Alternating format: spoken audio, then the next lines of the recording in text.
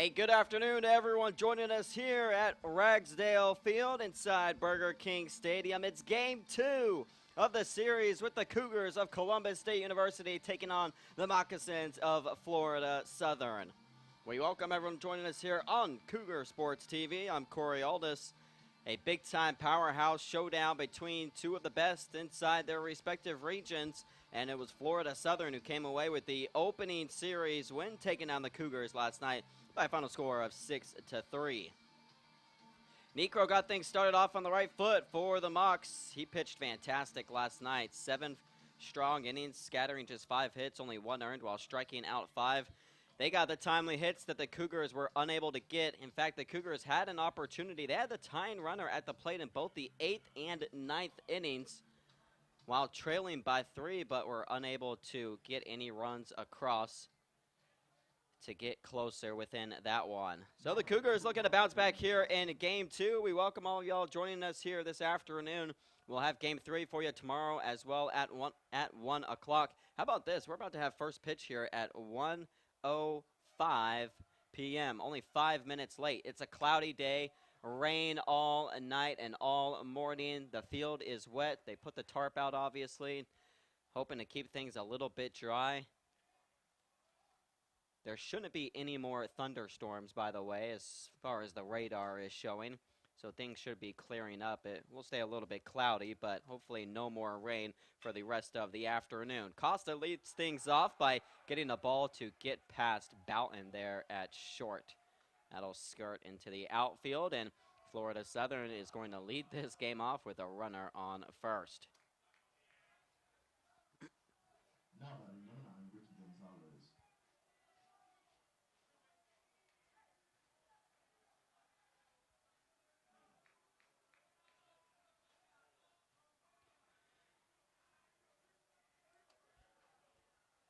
Well, the Cougars played extremely well defensively yesterday, and that was one of the more impressive parts of the game. Their defense kept them in it. There were a number of times that Lotta had put runners on the base paths, and time again, their defense bailed them out. A little bloop there. Did it hit the line? It stayed fair. Right on the line. It doesn't get any closer than that, and just like that, Florida Southern has found a way to get the first 2 runners on the base paths, already knocking on the door.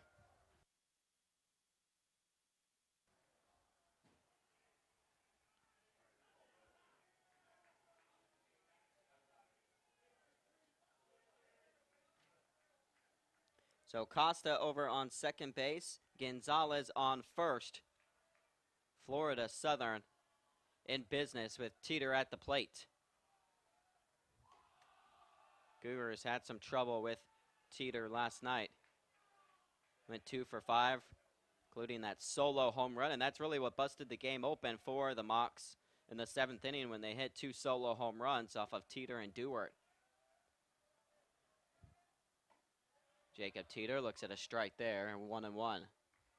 Devin Dudall out there on the mound for the Cougars. What an addition he was for CSU last season. Coming out of the bullpen, racking up 13 saves for CSU last year. Let's hope that one hooks foul. It just does, barely. 13 saves last year for Dudall, while striking out 63 batters. He was an unbelievable pitcher out of the bullpen, one of the best inside the entire conference.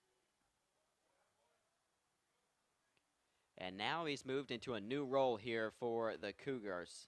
Day 2 starter for CSU. He started day 2 of the weekend series in their 3-game set last weekend. He gets the nod here again this afternoon. He went 5 innings, giving up 5 hits and 1 earned with 4 Ks last Saturday.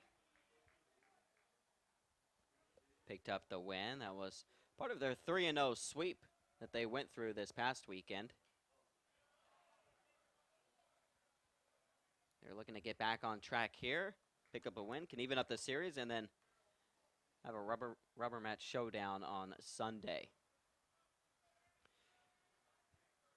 Big weekend here at the Fields for Columbus State. Softball's in action right now. In fact, they're up 3-1 over at Cougar Field, just across the way, a couple feet away, as Teeter strikes out. Dudall went off speed there and got Teeter out in front. It's a great job there by Dudall.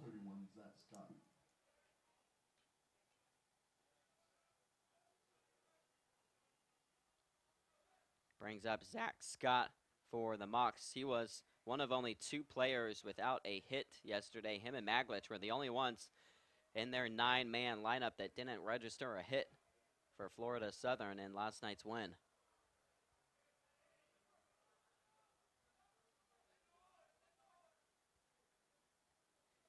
Well, this Cougar defense, known for turning double plays. They've usually been one of the leaders inside the entire NCAA Division II level year in and year out in turning double plays. As you recall, they had the likes of Evans, Justin Evans, Grant Berry and company the past couple of years on that infield. Some new faces out there this time, this season. The only familiar face on the infield other than Brooks catching is McDade over there. He's moved over to second base, by the way, no longer at the hot corner. That's where D.R. Meadows is at right now. He saw a ball skirt past Boughton earlier over at short. 0-2 the count. Dudall way ahead here. Scott on 0-2, stays alive. Mentioned softball playing right now. They've got a doubleheader here today. A couple more games tomorrow as well. They're up 3-1. Looks like in the bottom of the 4th inning right now over at Cougar Field. So, hey, if you're in town, come on down to either Ragsdale Field or Cougar Field. A lot of action happening here on the campus of Columbus State this weekend.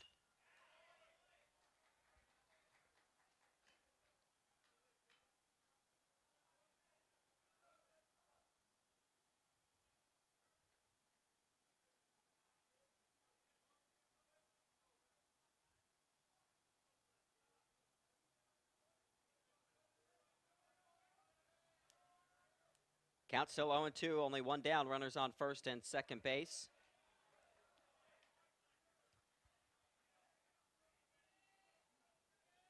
Dudall, transfer last season,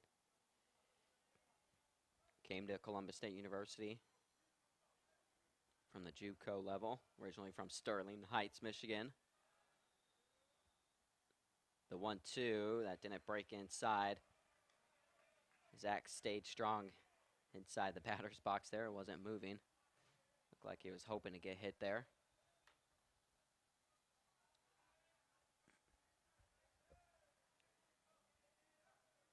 So Scott's gone from 0-2 to 2-2. Dudall delivers in the dirt. Full count.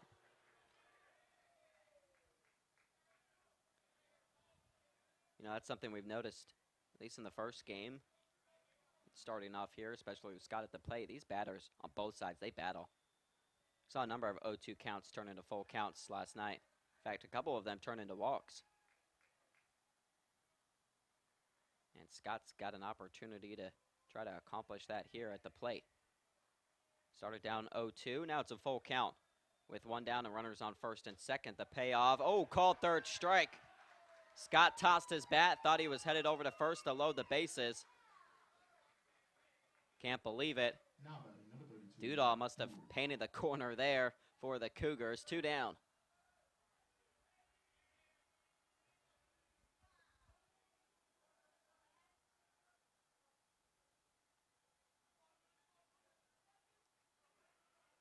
Big strikeout recorded there for Dudall.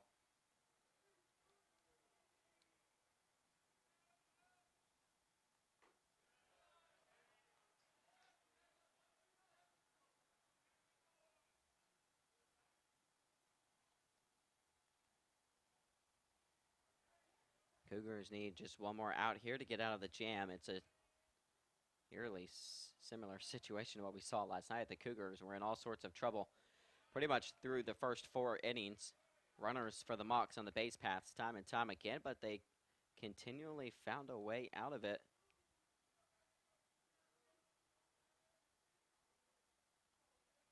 It's been the MO for the Cougars with their defense bailing them out. 1-1, make it 1-2 with the swing there from Dewart.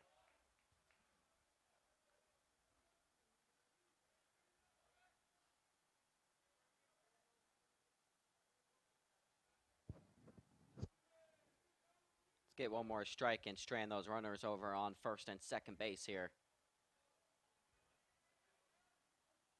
Dudall, the 1-2, outside.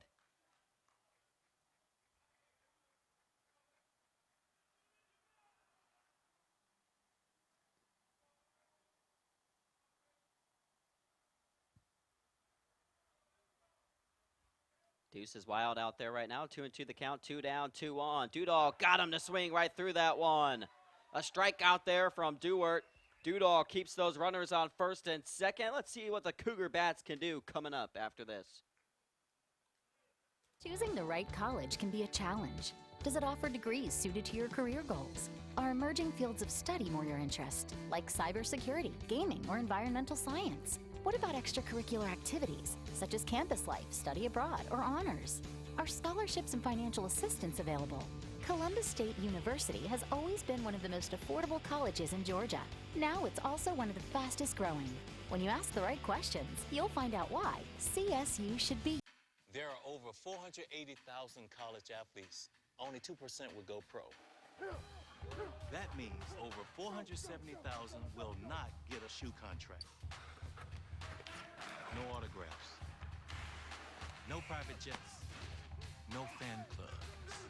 No Hall of Fame inductions. Instead, they will walk away with something much more valuable.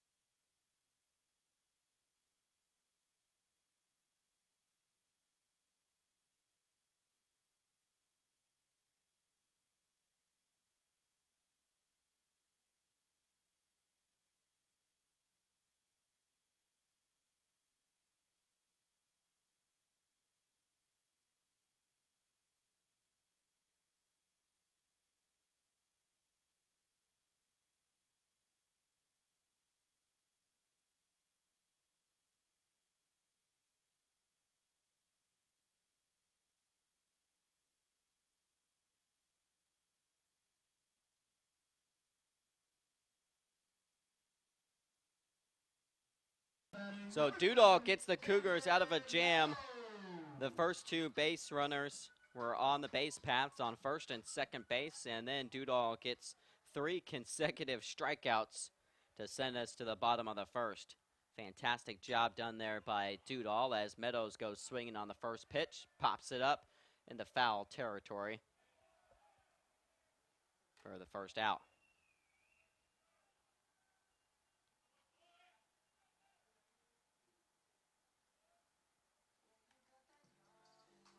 Well, yesterday the Cougars were stymied by Negro on the mound. They weren't able to get anything going. In fact, they didn't even collect their first hit of the game until the 5th inning.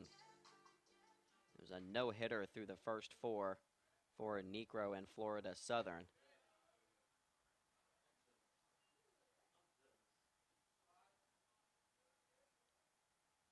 See if they can register their first hit, maybe a little bit sooner than the 5th inning. Not sure we want to wait all the way till then.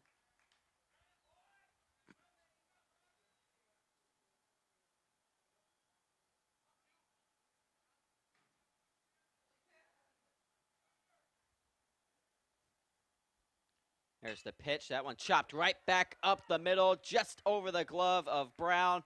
There's the base hit that the Cougars were looking for last night. Boughton gets it here in the bottom of the first. Now batting number 19, Robert Brooks. Boughton struggled last night for the Cougars, but a good start for the new player for CSU as he gets a single up the middle. Isaac Boughton, the freshman from Marietta, Georgia. And Brooks is going to look at a strike called there as that pitch came across the plate.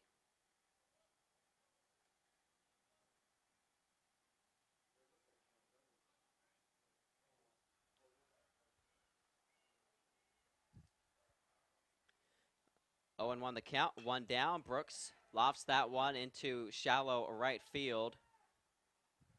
Out number 2 recorded there for the Mocs. Other defense yesterday had a little bit of trouble, mainly over at third base, as Scott had a couple of errors. That allowed the Cougars to actually get those 2 runs in the bottom of the 5th inning. And then he had another error later on in the game, late in the game, that allowed the Cougars to bring the tying run to the plate before they had a double play and a strikeout to end things in the 8th and 9th innings.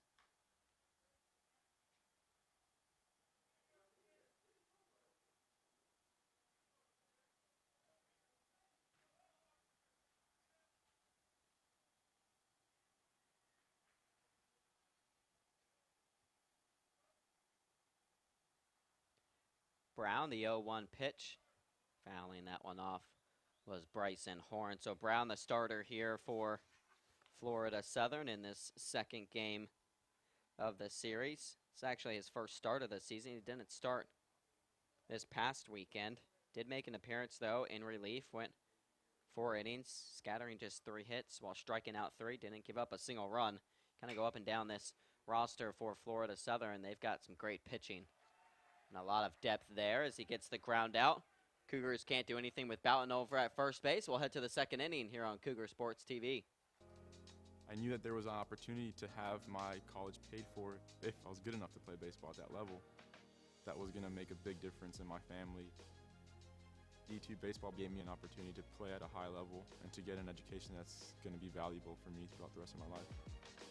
I chose to take my experience of being a student athlete and pursue that within my career and to get a master's degree. If I wouldn't have had a baseball scholarship, there'd be no chance that I'm doing what I'm doing today. Don't you worry, my child. Everything's gonna be just fine. Little darling, you keep on walking, 'cause I ain't never gonna leave your side. As kids fall in love with sports, our universities are working every day to keep college sports safe, so you can watch them play with a little less worry and a little more joy.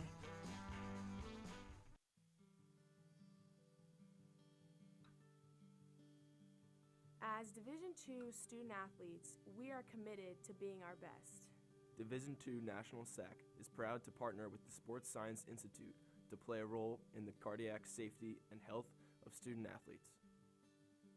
Although many student athletes with heart conditions live healthy, active lives, up to 10 NCAA student athletes die each year of sudden cardiac death during athletic activities. The facts are that immediate delivery of CPR and AED saves lives, so everyone should be CPR and AED trained. Please join us in this important initiative. Make it yours.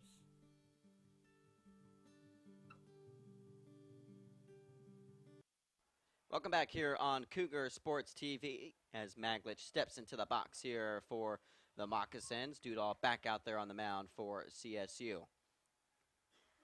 Well, he allowed the first 2 runners to reach the base paths. A hard hit ball over to Boughton at short. They got past him into the outfield. And then a single that just bounced right on the chalk in shallow right field. And then Dudall dug his feet in deep and recorded 3 consecutive strikeouts. Struck out the side and got us to the bottom of the first inning. Here we are, top of the second.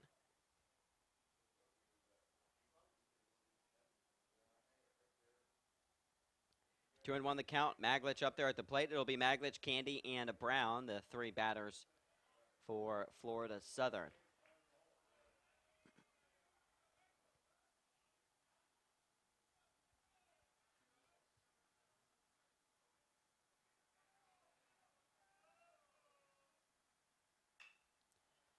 That ball fouled off.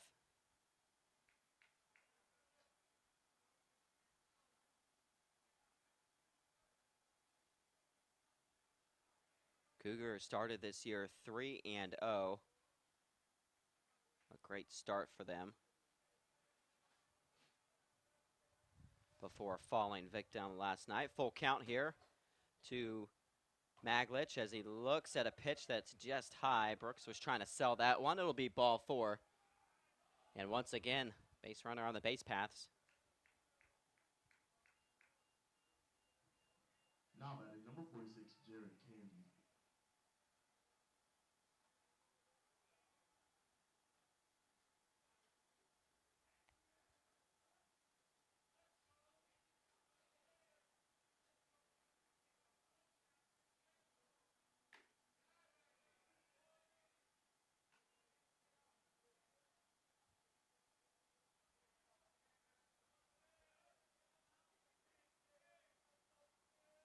Candy up at the plate. Candy had a field day against the Cougars in Florida Southern's win last night as he looks at a strike called there. Player that the Cougars just could not find a way to stop. 2 hits and 2 walks. He was on base 4 of the 5 times he was up at the plate. There's a strike there. 1-2 the count.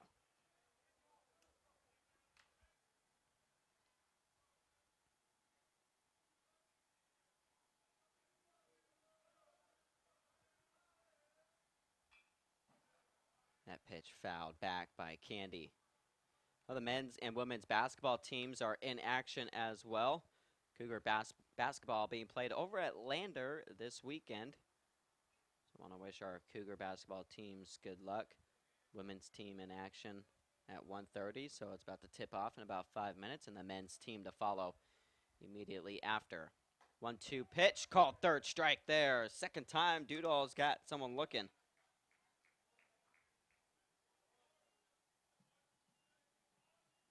Now batting number 4, Vaughn Brown. Brings Vaughn Brown to the plate, who went 1 for 5 with a run and a couple of strikeouts last night.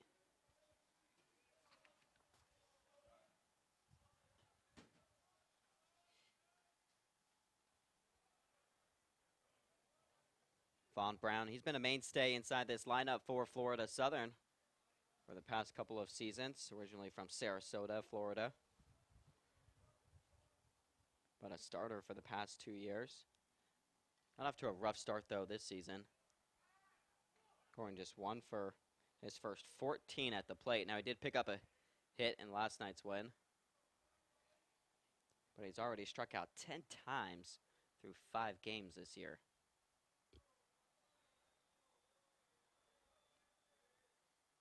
Pitch from Dudall. That one sent right towards Bowden. A chance to turn 2 for the Cougars. McDade over the first. Not quite in time. They get the lead runner, though.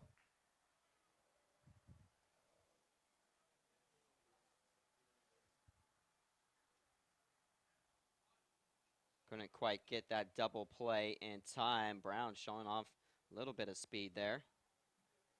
Now batting number 16, Santino Yosi.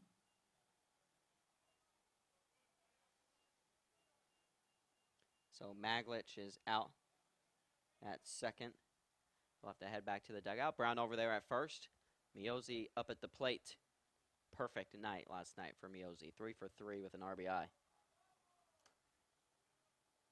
He's another one that the Cougars just had all sorts of troubles against. And in fact, he also had that sacrifice bunt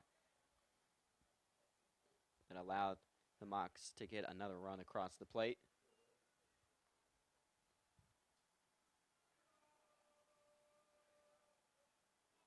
He had himself a night last night.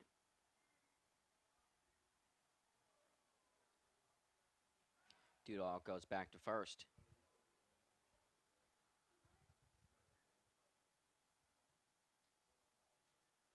So the Cougars have this 3-game set against Florida Southern, and they'll play a non-conference game against Albany State, and they will already be starting conference play this upcoming weekend. Next week, right here at Ragsdale Field, the Cougars will be taking on the Braves of UNC Pembroke. So get ready for conference ball. It's already starting. It's starting early here in Columbus. In fact, the win last night by Florida Southern broke the non-conference winning streak that the Cougars had been on. 1-0 pitch.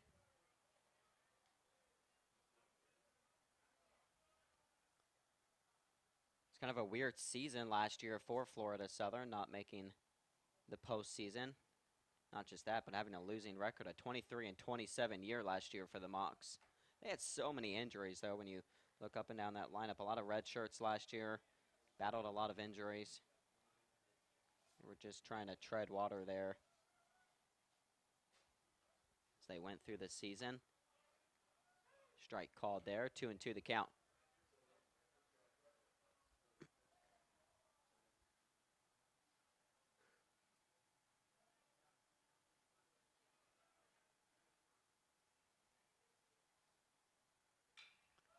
That ball lifted high in the air. McDade patrolling all the way over from second base into foul territory to make the grab for the third and final out. So runner stays over there on first base. We'll head to the bottom of the second here on Cougar Sports TV. Choosing the right college can be a challenge. Does it offer degrees suited to your career goals? Are emerging fields of study more your interest, like cybersecurity, gaming, or environmental science? What about extracurricular activities, such as campus life, study abroad, or honors? Are scholarships and financial assistance available? Columbus State University has always been one of the most affordable colleges in Georgia. Now it's also one of the fastest growing. When you ask the right questions, you'll find out why CSU should be. There are over 480,000 college athletes. Only 2% would go pro. That means over 470,000 will not get a shoe contract. No autographs. No private jets. No fan clubs. No Hall of Fame inductions. Instead, they will walk away with something much more valuable.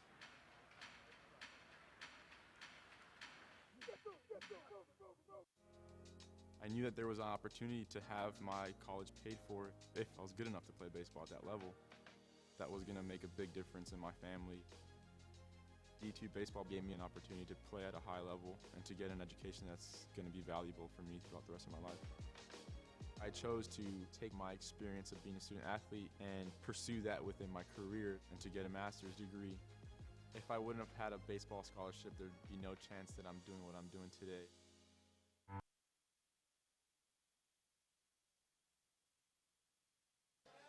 Drew Webb will lead things off here for the Cougars as we enter the bottom of the second inning.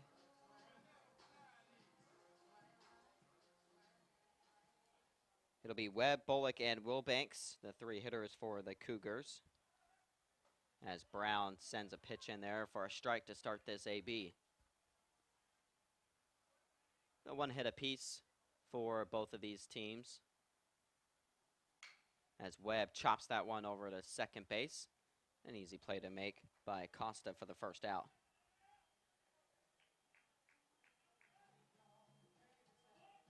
These teams have been living on the ground so far in the first couple of innings.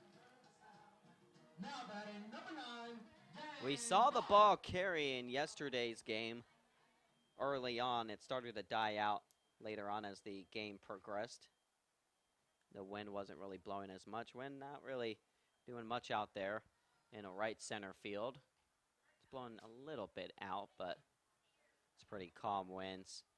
Cloud coverage out there. It's actually starting to rain on the field right now. You can see it raining right.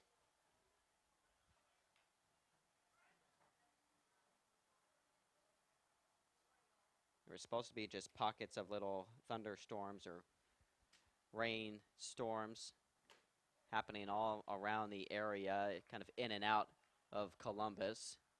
It was going on early this morning. It's back out there again right now. Shouldn't be too bad, though, and shouldn't really cause any delays. There's no lightning in the area. As you see, Bullock draw a 4-pitch walk, and he'll head on over to first base.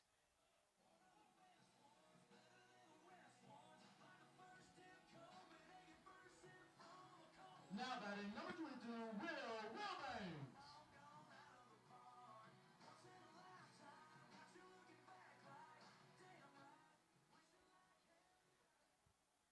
So that walk brings Will Wilbanks up to the plate. He was a guy that was up at the plate in a critical situation last night before he struck out, had a chance to cut into the deficit for CSU, even tie the game up. He struck out looking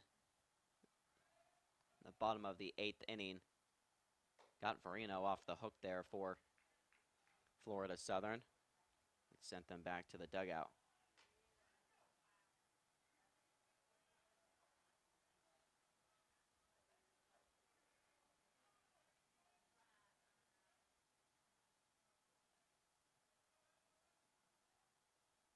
The 2-0 pitch. Wilbanks gets a hold of that one. It's going to drop in right in front of the right fielder out there. That's Candy. It'll be a base knock for Will Wilbanks.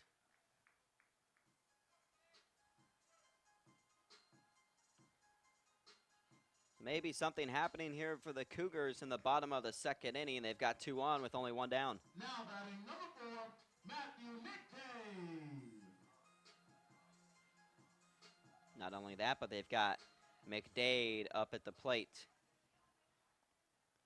Certainly someone that you like to see up there in a situation like this. What a freshman campaign McDade had for CSU last year. Was continually picking up starts at the hot corner as a freshman. Delivered time and time again at the plate. Now he's moved on over to second base defensively. But he looks at a ball that just misses outside. So again, Brown's been having some troubles keeping the pitch count down in these ABs. Again, he's behind 2-0.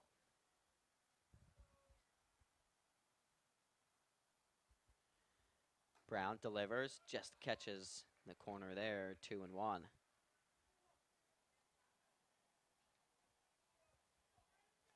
Again, he didn't give up a single run in his first outing in relief, that was. Brown, the transfer up from Georgia Highlands. A couple of Georgia Highlands transfers between these two teams.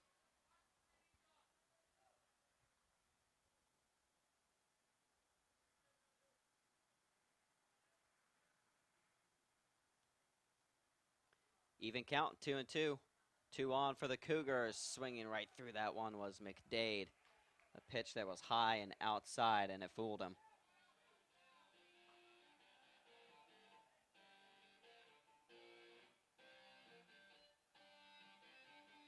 Now batting number 13, Connor Curling. Well, not only was Wilbanks in a situation last night for the Cougars, so was Connor Curley.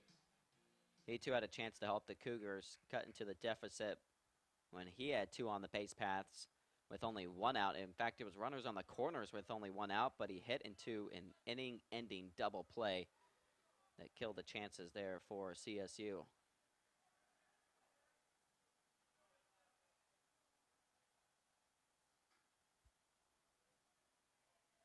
Want to know the count? Brown gets the call, sends that one, low pitch. Curley reached for it, and he grounds out over to first base. So the Cougars get 2 on the base paths, but again, they can't do anything with it. No timely hit there in the bottom of the second. We'll head to the third here on Cougar Sports TV. Don't you worry, my child.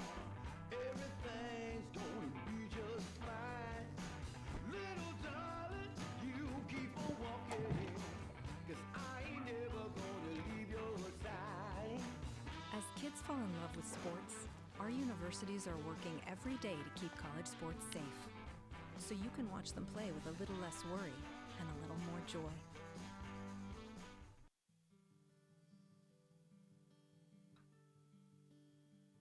As Division II student athletes, we are committed to being our best. Division II National SAC is proud to partner with the Sports Science Institute to play a role in the cardiac safety and health of student athletes. Although many student athletes with heart conditions live healthy, active lives, up to 10 NCAA student athletes die each year of sudden cardiac death during athletic activities.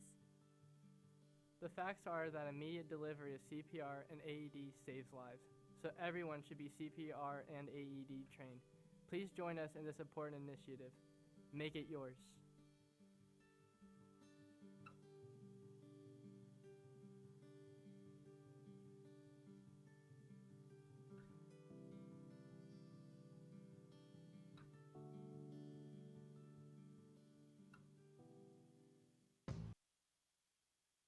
So Devin Dudall back out there for CSU. Only one hit so far through 2 innings of work. Cougars have a couple hits themselves, but no runs to show for it. Top of the lineup coming back around here for Florida Southern, as Costa will lead things off for the Moccasins.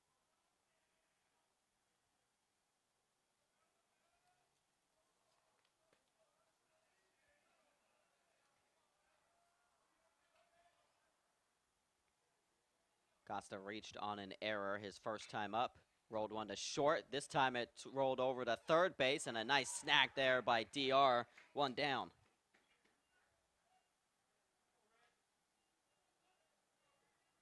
Heads up play there at the hot corner as the Cougars record the first out.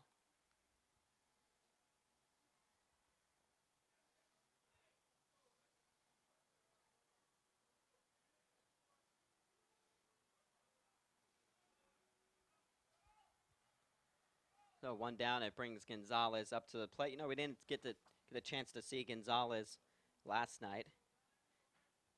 Didn't get the start for Florida Southern, but he's out there here in this one. Ricky Gonzalez, the senior from Boca Raton. It's actually a transfer to Florida Southern. He stayed at the D2 level, was playing over at Palm Beach State before coming on over to the Moccasins. Last season, had a good year. Hit 277 with 10 doubles.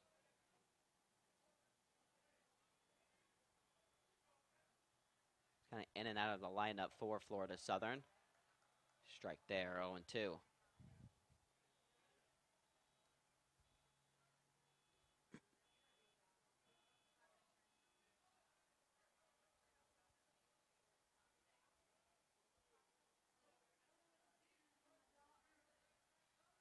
The 0-2 pitch by Dudall, not tempting enough, 1-2.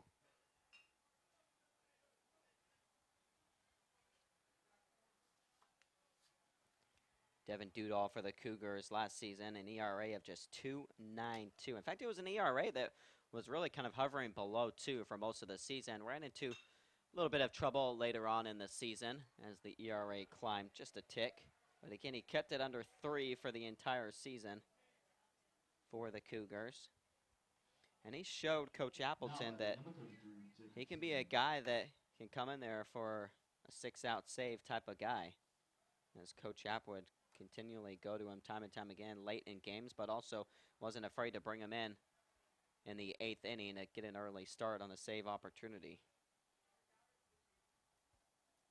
And that obviously a lot of the reason goes to show why Coach Appleton wants him out there in this starter role. They feel extremely confident about his ability to get the Cougars off to a good start, but that they can utilize the bullpen down the road if he does only end up going 4 or 5 innings in his starts. But we talked with Coach Appleton all throughout the fall, and the coaching staff, they feel confident in Dudall lasting longer than 4 innings in his starts. He's got the stamina.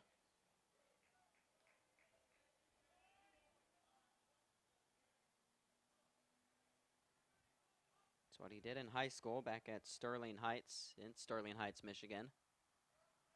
Was a reliever down at the JUCO level. Closer, obviously, last year. Wanted that strike call. Can't believe that he didn't get it. Thought that he had it on the inside there. Instead, makes the count 3-1.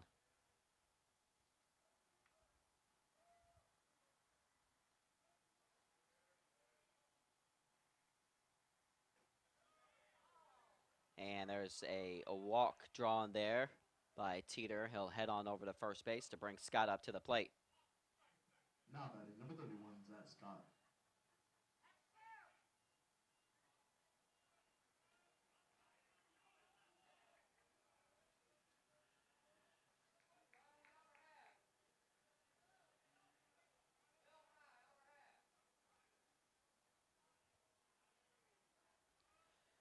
So the walk puts a runner on first base. Dudall gets back on track with a strike there.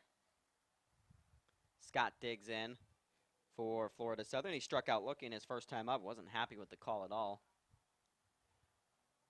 Tried to sell that walk as he tossed his bat and was basically running down to first base as the umpire sent him back to the dugout.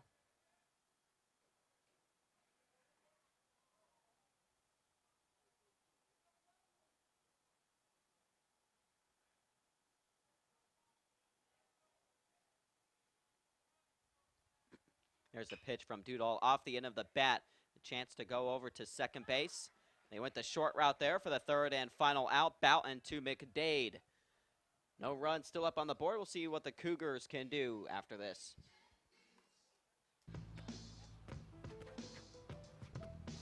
It's not about where you were born. It's not about your gender or the color of your skin, or whether you're rich, poor, or in the middle. No matter what you play, if you have the skill and drive to succeed in school and in sports, we'll provide the opportunity. The American dream to me as an immigrant means having the opportunities that my parents didn't have. Being the first one in my family to graduate, it meant everything my parents sacrificed for me to get to this point. It was paying off. Estoy muy orgulloso de Michael por haberse graduado de colegio. My path to a college degree would have been completely different had I not had a scholarship. It would just relieved a lot of the financial burden.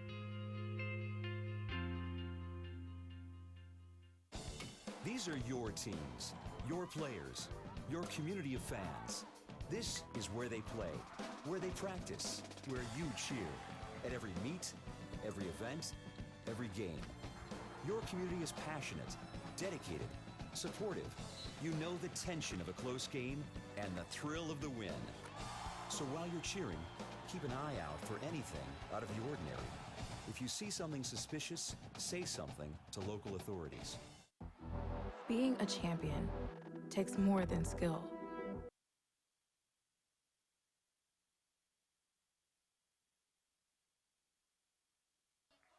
To the bottom of the third inning we go as the Cougars and Moccasins still knotted up at 0 apiece. But the Cougars got the top of the lineup coming back around. Meadows coming up to the plate for CSU.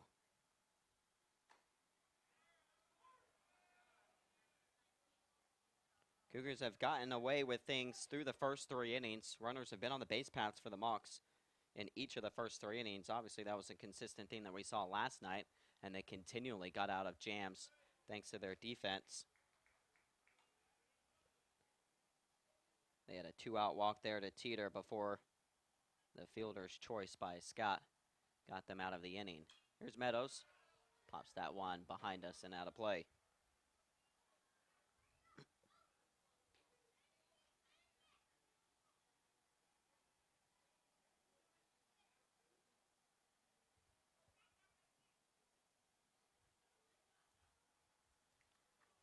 One and 2 the count. Brown set, delivers. That one right back up the middle. A leadoff hit for the Cougars. Meadows is on the board. Great way to start the top or the bottom of the third inning for CSU. Now batting number 2, Isaac Belton.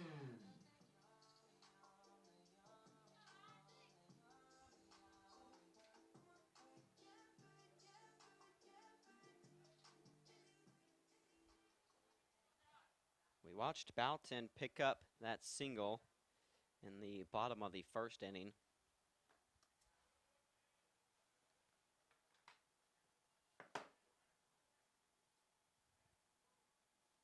That was after he had had some struggles last night at the plate. Boughton ended up going 0 for 5 last night with a couple of strikeouts.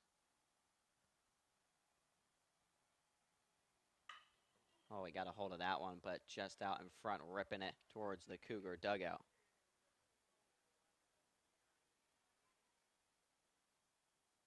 Well, our Lady Cougar softball team, by the way, they're in action right now.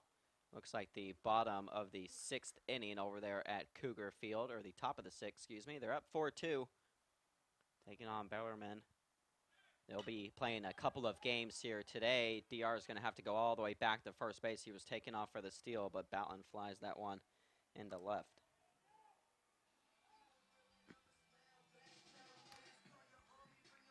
Now batting number 19, Robert Brooks. Lady Cougars really need to pick up a couple of wins here this weekend.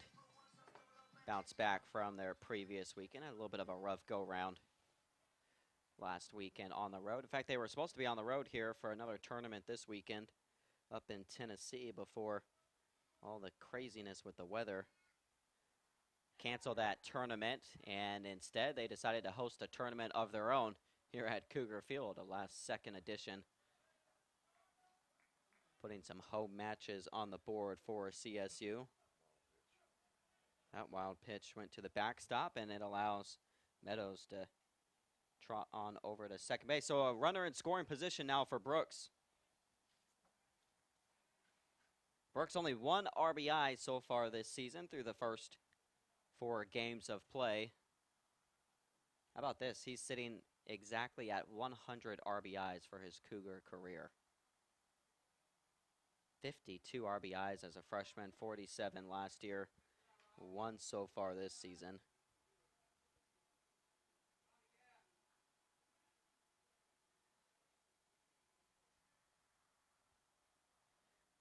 Brown's got some work to do out there on the mound. He's behind 2-0. Brooks looks at a strike.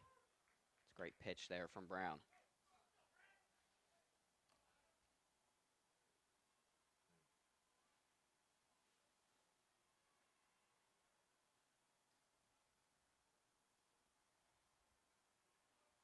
Brooks still looking to really kind of get on track so far this season, hitting below 300.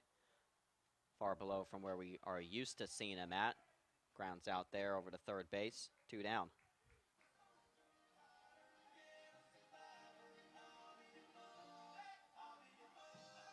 Now batting number 10, Bryson Horn. Well, you want someone at the plate with a runner in scoring position so far this season. This is the guy that you want up there if you're a Cougar fan. Bryson Horn has been on an absolute tear.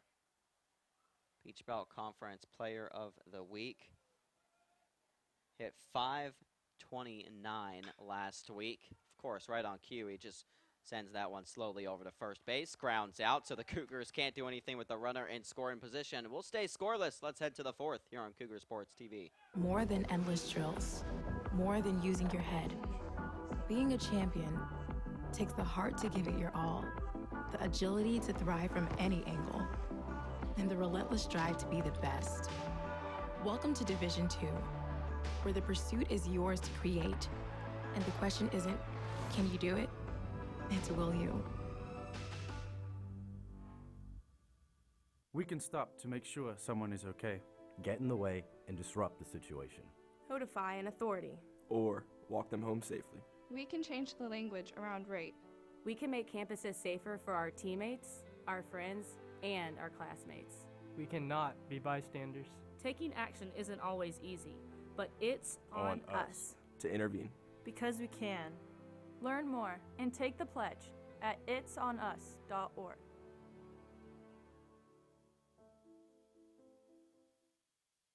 Opportunity to me means doing the things that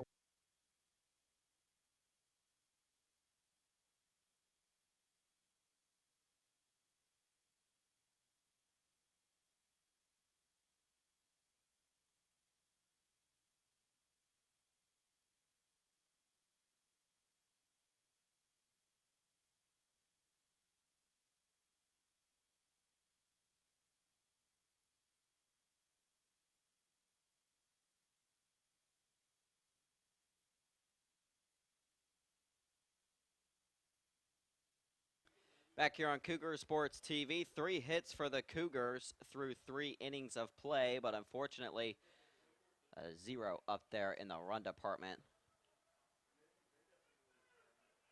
Devin Dudall back out there on the mound for CSU. Obviously a great sight to see Dudall beginning his 4th inning of work. Again, he went 5 innings in his opening start this past weekend, last Saturday for the Cougars.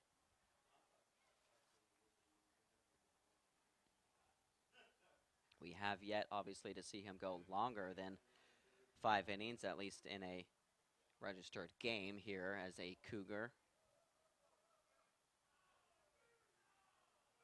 The closer turned starter here for CSU.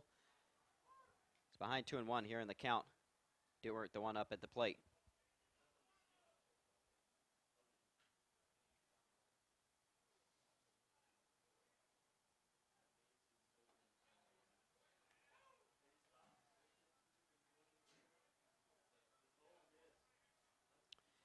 Even count, 2-2. Dewart, the one to lead things off here for Florida Southern, as Dudall sends that one in the dirt.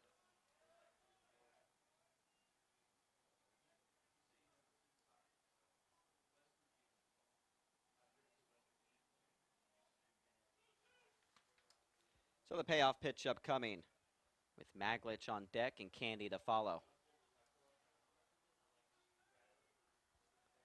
Dudall sends it in. That one fouled away and out of play. Dewart struck out swinging his first time up. In fact, that was part of the 3 consecutive strikeouts for Dudall. He put the first 2 runners of the game on the base paths. I guess I shouldn't say he put them on. There was an error to start with Costa up at the plate, an error by Boughton, and then a single that just landed on the chalk out there in right field. First 2 runners were on to open up the game, and then Dudall went strikeout, strikeout, strikeout to keep him on first and second.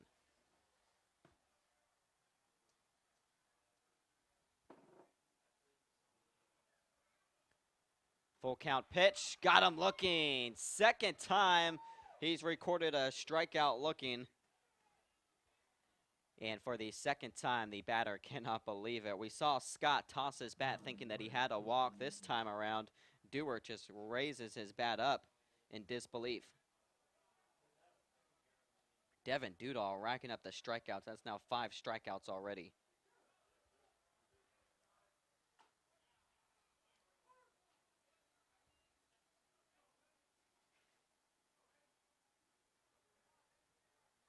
So that brings Maglich up to the plate.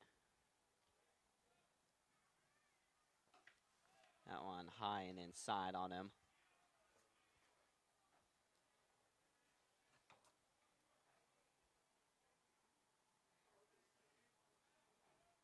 Maglich hit just .247 last year for Florida Southern. But he's back in there in the starting lineup for the Mocs. He had a fantastic 2018 season. You could go kind of up and down this lineup for some of those players that were there back in 2018, and you're going to see some great stats. Obviously a team that made that World Series run.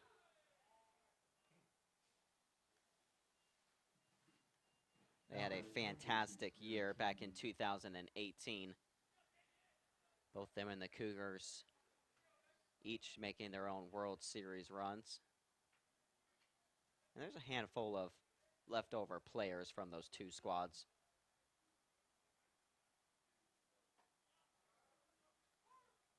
So Candy up at the plate here.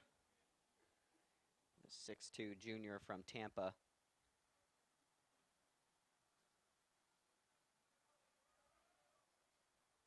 He's 0 for 1 with the strikeout, and he's quickly behind 0-2. My goodness, Devin Dudall right now. Dudall has been unhittable.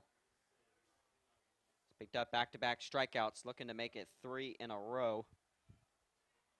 Got a chance to strike out the side for the second time, and he does so right there. Blew it right past him.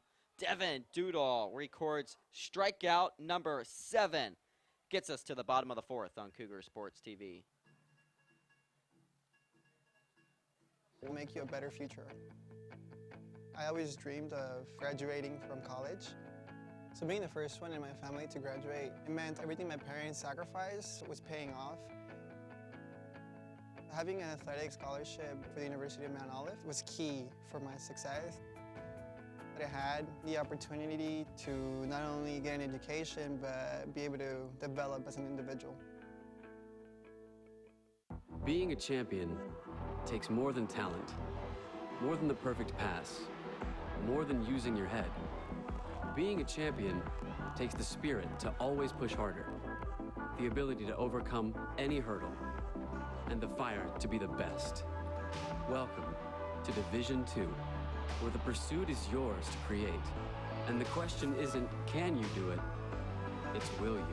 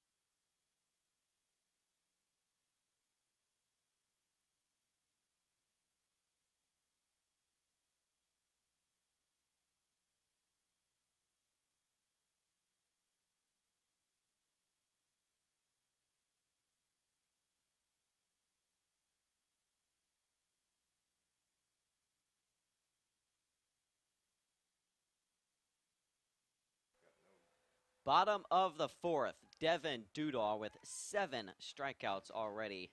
Kid has been on fire for the Cougars. He went back to the dugout, and he's hoping that the Cougar bats can get something going here in the run department. They've registered 3 hits, but no runs to show so far for CSU. Bottom of the fourth, as they're trying to even this 3-game series against the Mocs of Florida Southern. 2-0 the count. Drew Webb leading things off here for CSU. High and inside on them. 3-0. He's way ahead here for the Cougars. He drew that walk yesterday. I believe it was in the bottom of the 2nd inning. That was the only runner on the base paths that they had through the first 4 innings. They were hitless with just a Drew Webb drawn walk. Till they finally got something going in the bottom of the 5th inning when they strung together a couple of hits that followed the error. 3-1 pitch inside on them. Oh boy. You want to talk about some of these guys wondering where the strikes are. We've seen Florida Southern wonder where a couple of them are. I think the Cougars are going to wonder where that one was. Looked like it almost hit Webb. Well, got to refocus, get back out there. Webb hit in a foul territory. I think he thought that that was definitely foul, but that was maybe a little bit closer than it appeared. He dropped the bat at the last second and started to run. So he goes from what he thinks is a walk to now it's a full count, and he's got to dig in at the plate. There's the pitch, lifted well into left field. That ball's just going to hang up there, though, and what a great jump out there by Maglich in left. Man, I thought that might have reached the gap. Just hung up a tad too much, and Maglich covering a lot of ground quickly for the Mocs. Made a little slide out there and left to add to the style there. Webb will have to go back to the dugout, 1 down.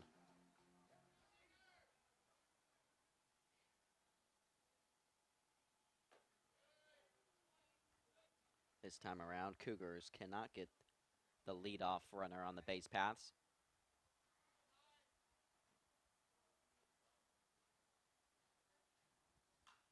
That pitch fouled back. Brant Brown back out there for Florida Southern. The transfer from Georgia Highlands.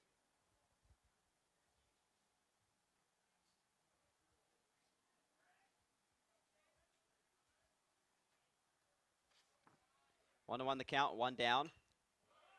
Bullock fouls that one back.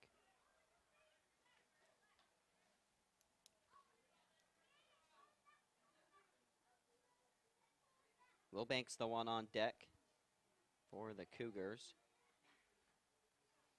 1-2 the count. Brown sends that pitch in, a little bit low there, evens it up at 2-2. Bullock drew a walk his first time up. That was back in the 2nd inning when actually him and Wilbanks followed each other up, getting on the base paths. They had runners on 1st and 2nd before the strikeout and ground out from McDade and Curley ended any threat for CSU.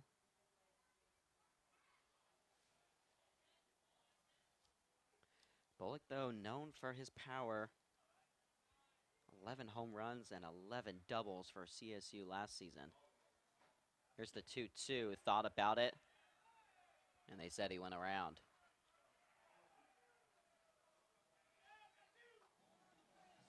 So Webb flies out. Bullock strikes out. 2 down for Wilbanks.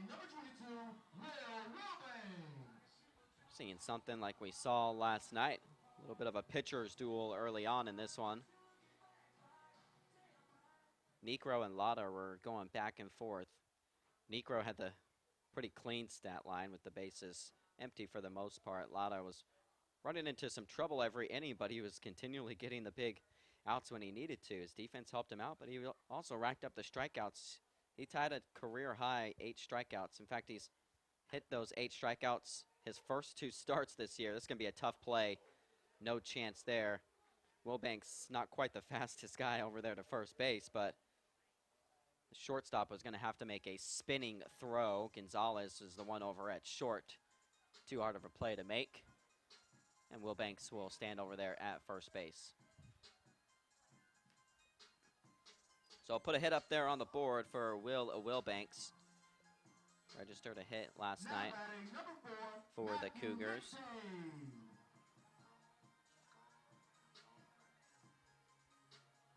Maybe a late 2-out rally here for CSU as McDade digs in for the Cougars.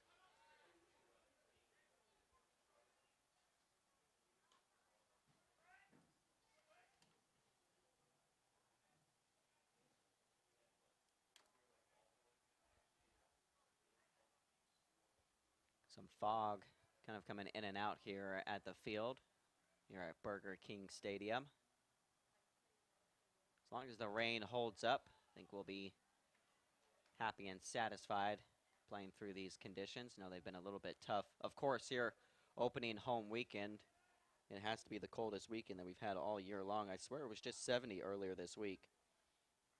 All of a sudden, right now, current temperature 46. That one hit deep into the hole. Gonzalez going to have to make a long throw over to first base, and he gets it in time. What a play there. Deep in the hole by Gonzalez. 3rd out recorded. Let's head to the 5th. You're watching Cougar Sports TV, 0-0. NCAA Teamworks is how the NCAA, member schools, student athletes, and corporate champions and partners actively engage in outreach efforts where national championships are played.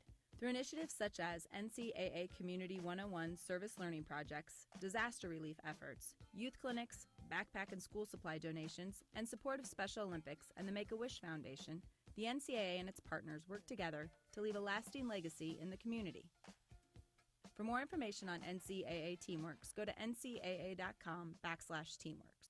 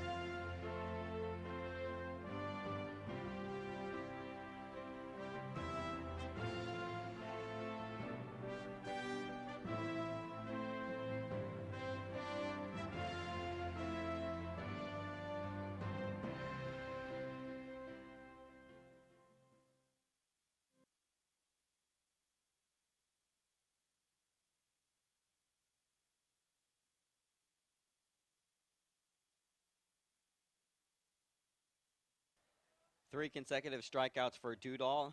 He's got 7 in total through 4 innings. Here we go, top of the 5th. And Dudall gets Brown to swing at that one, skies it into right field. Webb in foul territory makes the grab. 1 pitch, 1 out.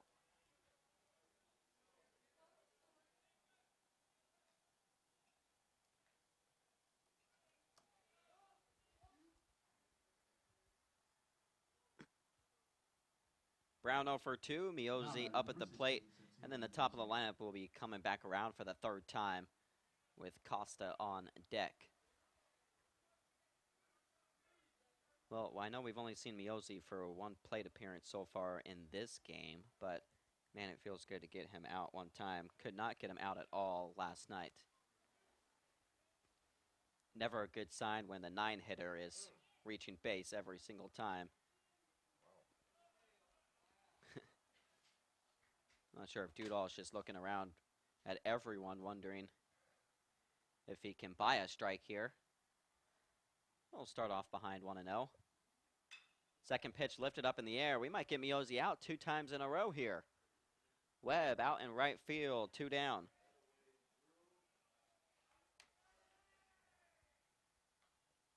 Last night, Miozzi 3 for 3 with an RBI. Also had a sac bunt that eventually led to runs for the Moccasins. That's when they added those insurance runs in the top of the 8th inning.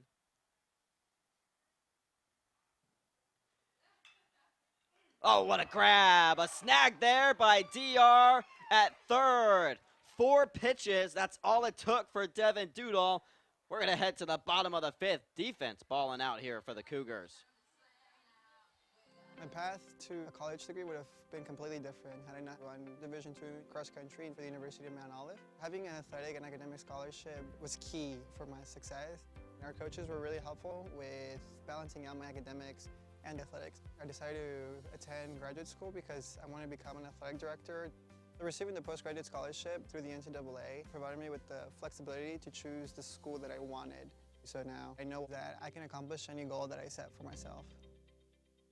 On and off the court, we're focused on creating lifelong opportunity, and that starts with education.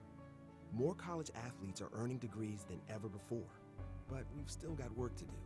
That's why we're raising the bar for incoming freshmen, so they're prepared when they get to campus. And why teams can't play in championships unless they make the grade. Education matters, and putting academics first creates a pathway to a lifetime of opportunity. While they're focused on success, we're focused on them. Because protecting college athletes doesn't only happen on the field. After the buzzer, it's about healthier student athletes. So we're reforming to meet their needs, investing in groundbreaking research, and changing the conversation around mental health. We're working hard to protect college athletes because prioritizing their well-being creates a pathway to a lifetime of opportunity.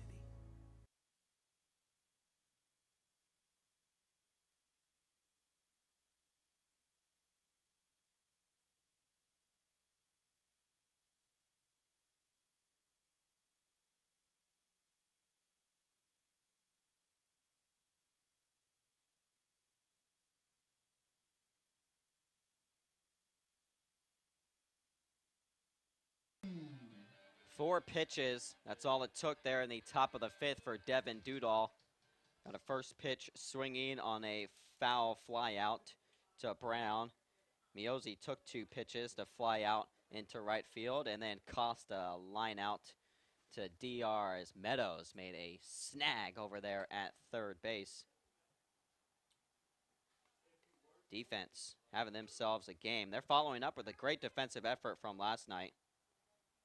Devin Dudall has been cruising, but despite all of that, we're still tied at 0s. Let's get the bats going here in the bottom of the 5th.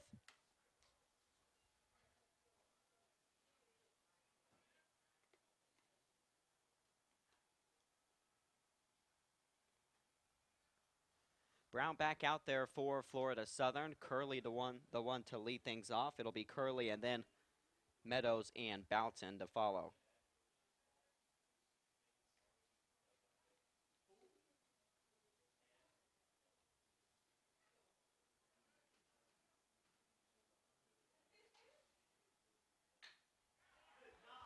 That one's going to drop in for a base knock. Connor Curley gets things started on the right foot.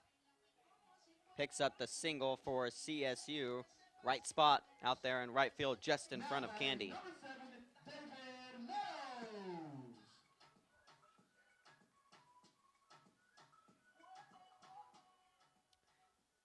Well, you know the drill. When you have a great defensive play, you follow it up at the plate. And Meadows has a chance to do that here for the Cougars. Showed bunt there. Didn't pull the bat back either as that pitch was high. Lucky he didn't pop that one up for an out.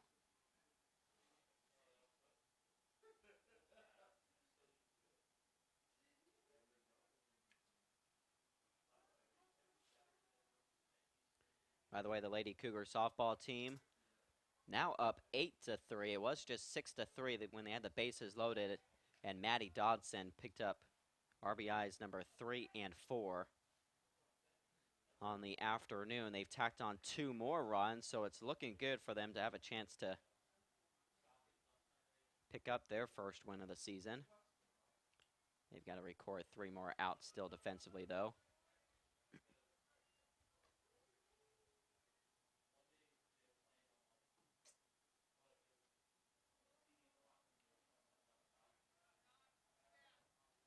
One on the count.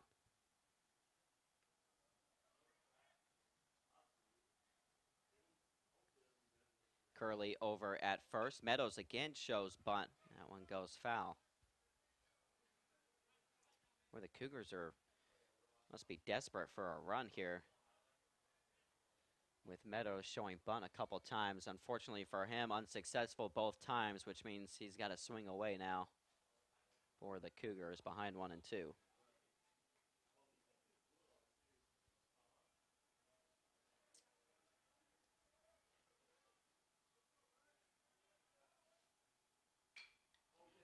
Meadows skies that one into left center field, tracking all the way back to the warning track, and making the grab out there is Maglich. Boy, Maglich has been all over the field for Florida Southern.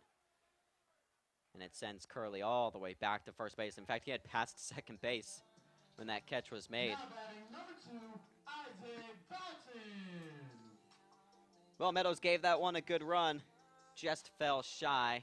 This cold weather obviously not helping out with the ball carrying any.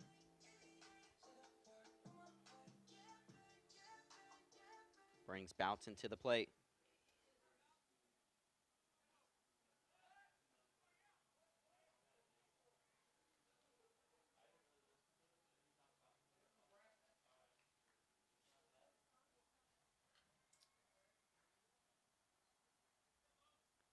We know Curley's got a lot of speed over there at first. Be interested to see if he attempts anything in this at-bat.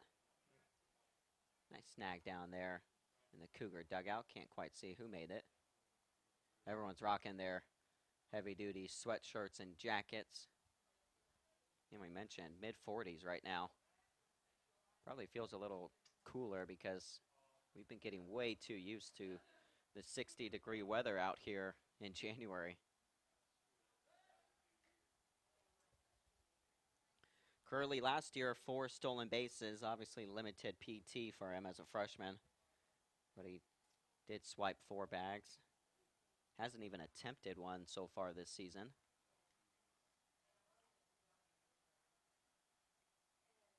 Oh, 1 pitch inside.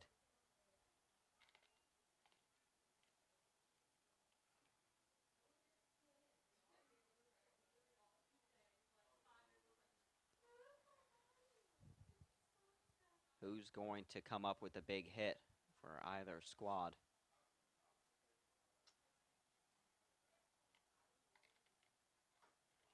Swing and a miss there by Boughton. He does have one of the 5 hits for the Cougars. Came back in the first inning.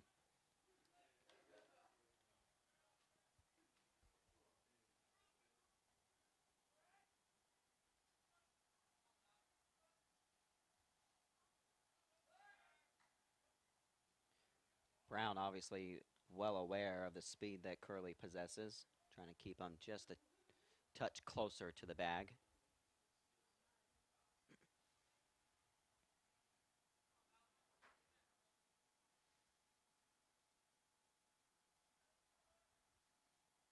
One and 2 the count. Boughton thought about it.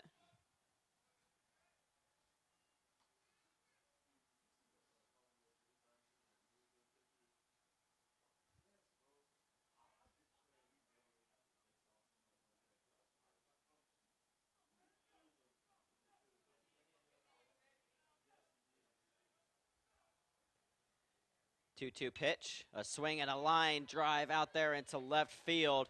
Another single for Boughton. He's 2 for 3 on the afternoon.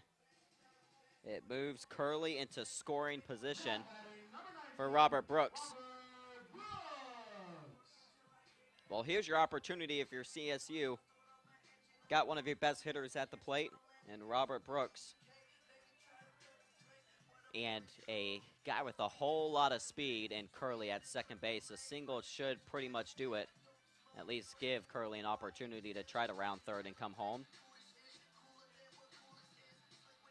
No need to swing for the fences if you're Brooks, but Brooks swings for the fences every time he's up at the plate, so I'm sure we'll see him try to launch one here for CSU.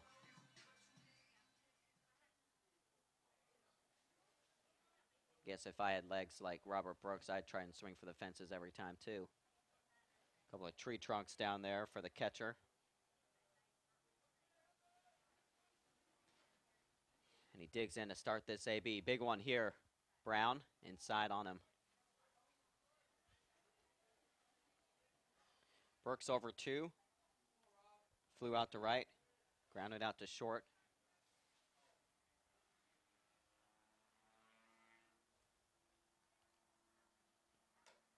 One 0 pitch.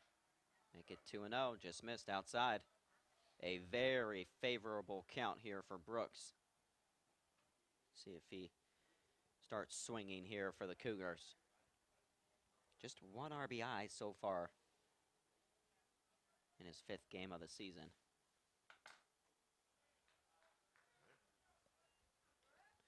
Well, does he have the green light on 3-0? We'll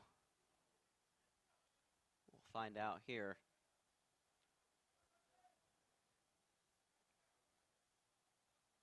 Curley over at second, Boughton at first, Brooks at the plate. Well ahead, 3-0, looking all the way.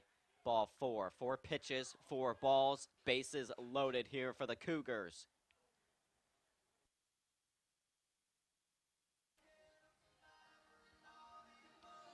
Okay, bases loaded with only 1 out. Anything but that inning-ending double play. Just put the ball in play here if you're CSU.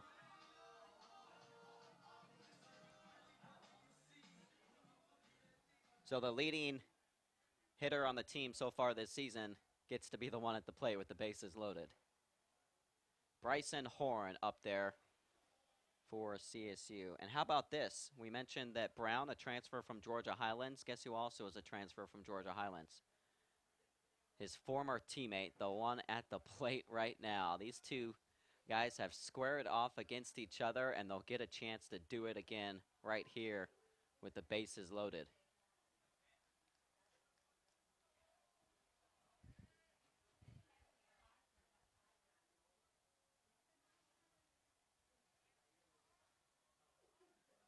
Battle right here between Brown and Horn. Bases loaded, only 1 out. The 1-1 pitch, high and outside, 2-1. These Cougar batters have been really impressive laying off of pitches. They did it a lot last night as well when they worked some counts continually against Necro and company. Brown, the 2-1. Ooh, just fouled out of play. Good rip there by Horn. 17 at-bats, 9 hits for the junior. I think that's good. Hitting over 500 on the season. Could use one of those hits right here.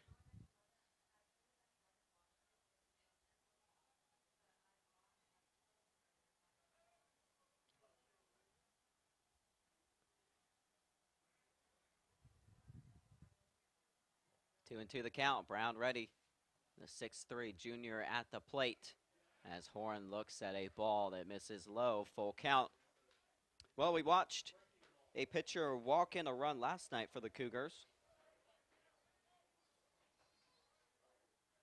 You'd be hard-pressed to believe that Horn would not be swinging here at anything around the zone.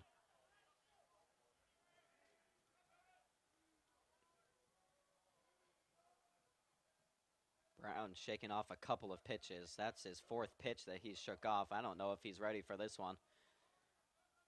We'll see if he decides to play it safe. The 3-2 inside, missed. Ball 4. Brown not happy about that one. What a job there by Horn at the plate to draw himself a walk and to pick up an RBI, his third RBI this season. So the Cougars finally get on the board. And surprisingly, it was without even a hit. Back-to-back walks. And a bases loaded walk gets the first run of the afternoon up there in favor of the Cougars. So it's Curley that gets to score for CSU to make it a 1-0 game. Boughton's over at third, Brooks at second, Horn at first, and Sticks, the one up at the plate right now.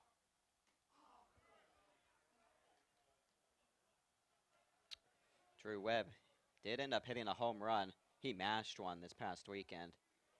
There was no video, we didn't get to see it, but he was pretty pleased when he talked about the home run that he hit this weekend. It must have been a bomb for the Cougars. Had 8 home runs last year, 7 his sophomore campaign. 17 home runs as a Cougar, to go along with 88 total RBIs for the senior. A chance to add to that here, but he swings and misses there. 3 pitches and a strikeout there for Webb. That was a great pitch, going off speed there and getting Brooks to whiff on that one. Webb to whiff on that one.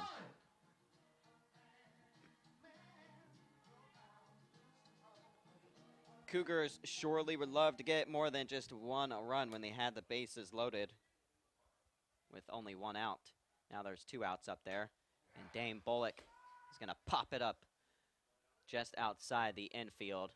Second baseman is out there, and Costa is going to make the grab. Wow, Florida Southern gets out of a massive jam. We'll see if this one comes back to bite the Cougars.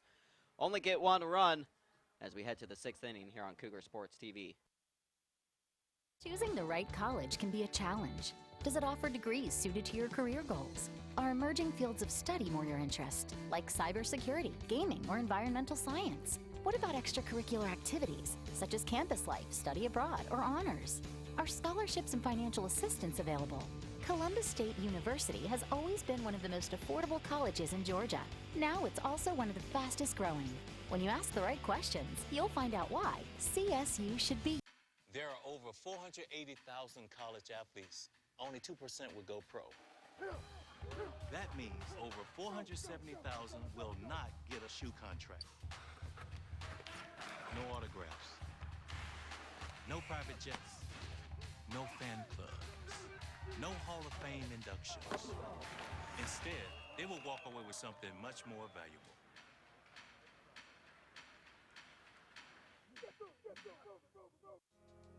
I knew that there was an opportunity to have my college paid for if I was good enough to play baseball at that level.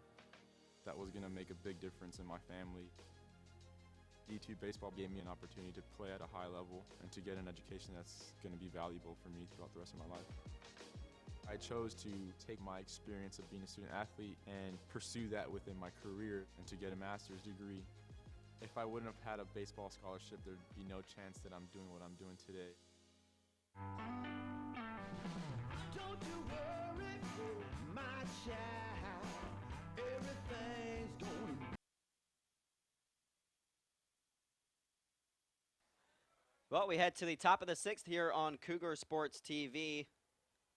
I know we all would have loved more than 1 run, but the Cougars are on the board, and they do have the lead. Picked up a run via a bases-loaded walk. Drawn walk there by the Cougars. Gets them on the board in the bottom of the 5th.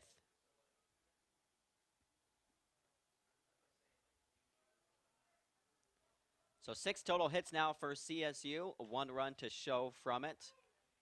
And Dudall has been cruising so far for the Cougars. He'll start his 6th inning of work here.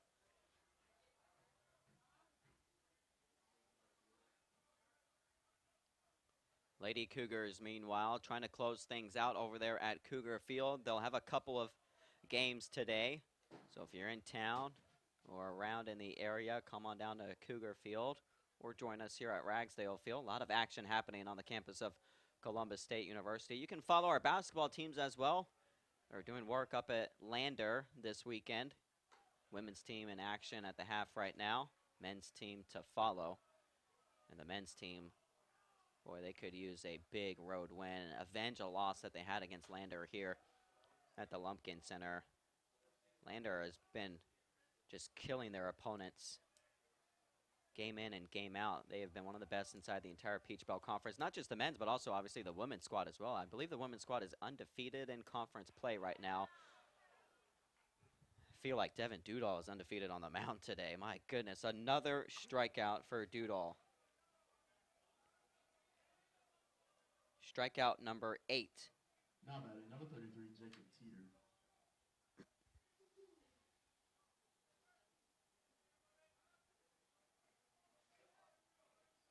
Six of the 9 batters have recorded at least one strikeout against Dudall this afternoon. Teeter has one. He struck out his first time up, and a strike on the inside called there.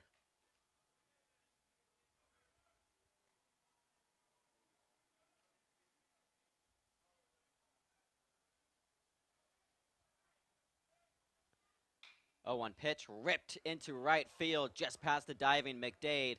Boy, Teeter sent a bullet through the hole there. And Florida Southern finally gets a base knock. You know, that's the first base hit that they've had since the first inning. Now batting, number 31, Zach Scott. Dudall had retired 8 consecutive batters and hadn't allowed a hit since the first inning. A single to Gonzalez. This time it's a single by Teeter. Brings Zach Scott to the plate. Back on track with the strike called there.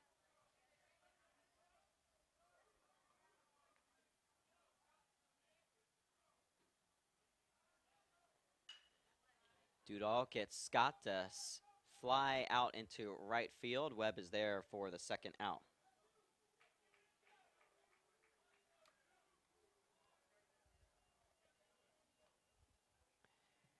Well, as impressed as we were last year with the play of Dudall, his first home outing here of the 2020 season is even more impressive.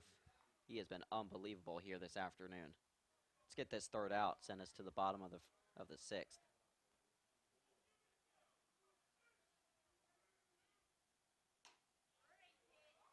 The thing with Dudall is he continues to start these ABs ahead in the count, and that's obviously making life a lot easier on him. But he is just throwing first pitch strikes time and time again against the Mocs. Teeter taking off for second base. Brooks going to be late. Did he go off the bag?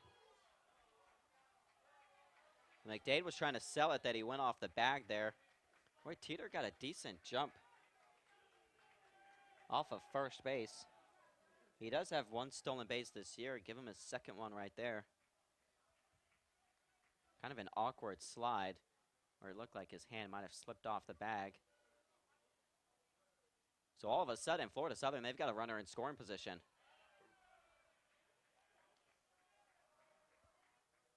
No strike there, ball 2. Cougars got to be careful here. Dewart, the one at the plate.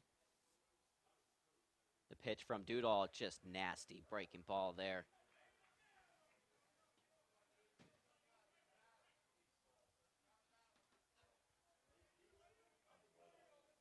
.24 RBIs last year for Dewart. And that was with him missing most of the last month when he had a season-ending injury.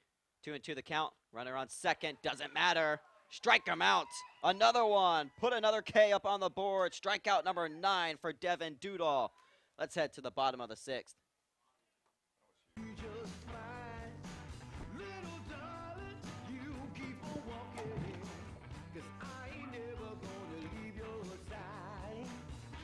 Let's fall in love with sports. Our universities are working every day to keep college sports safe, so you can watch them play with a little less worry and a little more joy.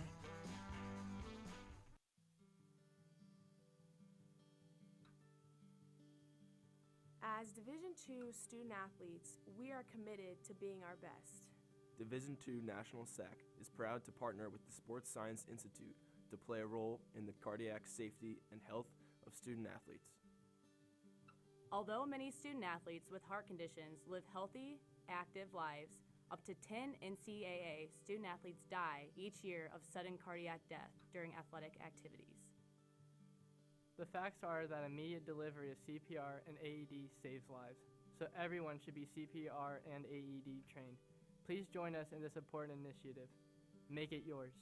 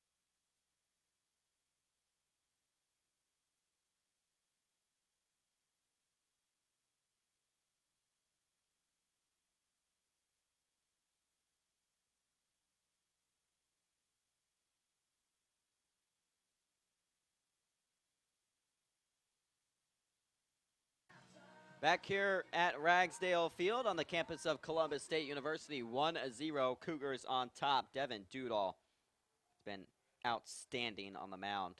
9 strikeouts now for Dudall, and the Cougar bats looking to try to add to this very slim 1-0 lead.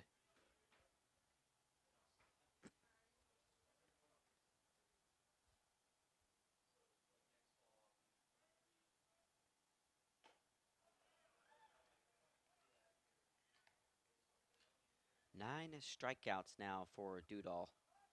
Florida Southern just has absolutely no answer for him so far.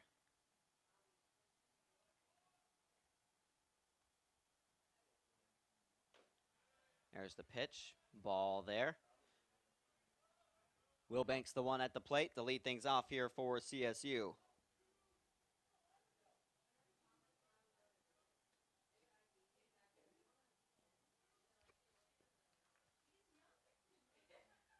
Pitch sent in. Wilbanks fouls that one back. New pitcher out there is Ryan Langford, the right-handed junior out of Pembroke Pines, Florida.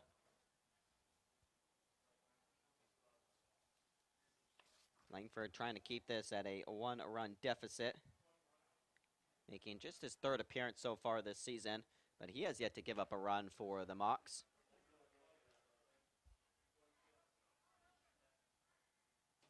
He's gone 1 2/3 so far this season, just 1 hit, no earned runs, but he does have a couple of walks to his name already, and he's got a full count here against Wilbanks.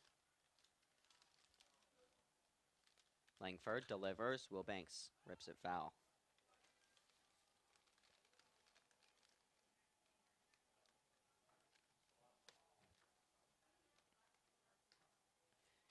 It'll be the 7, 8, and 9 hitters for the Cougars in the bottom of the 6th inning. Wilbanks, McDade, and Curley. Meanwhile, over there at Cougar Field, just a little bit of an update. They're in the top of the 7th. Lady Cougars are just 1 out away from ending the game.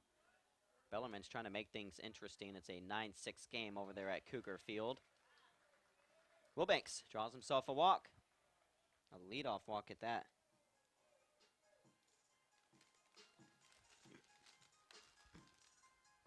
Now batting number 4, Matthew McDade.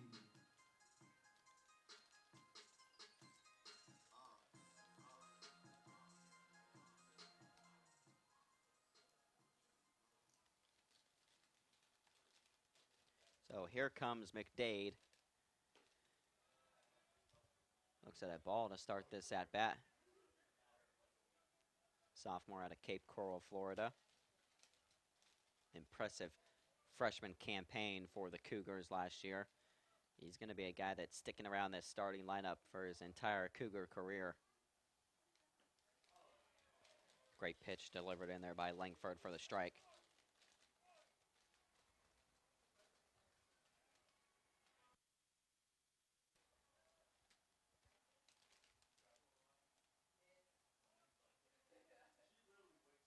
One and one the count. Will Banks, not a big threat to steal. I say that, and he almost took off running there.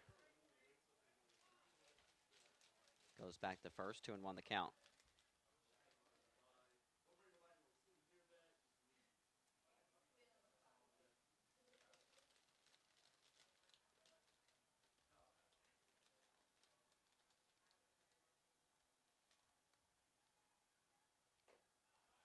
Pitch misses there, and it's now 3-1 to McDade. So we already saw a walk to Will Banks.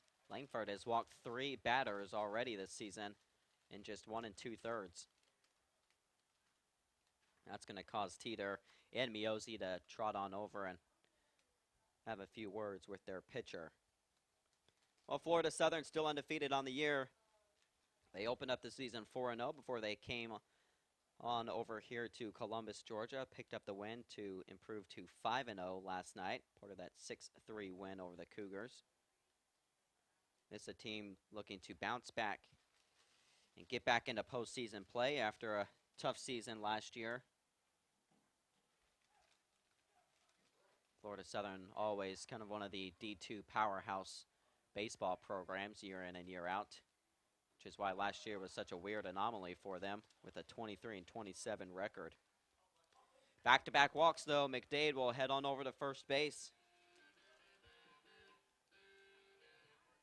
Now batting number 13, Connor Curley.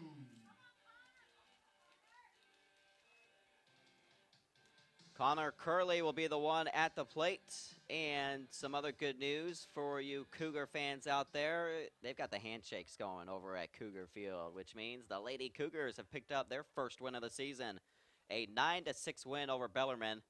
Great job by the softball team to get that tournament started off on the right foot. A win that they definitely needed.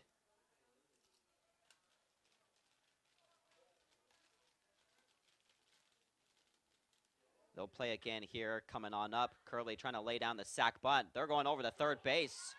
Not there in time. I think his foot was off the bag. That looked like a bang-bang play right there, and the third baseman, Scott, can't believe it. That was a gutsy move by the pitcher, Langford, to go over to third base. Obviously, he had the out at first. Instead, tried to get maybe a little bit too greedy and went over to third base. Great news for the Cougars, though. Everyone is safe.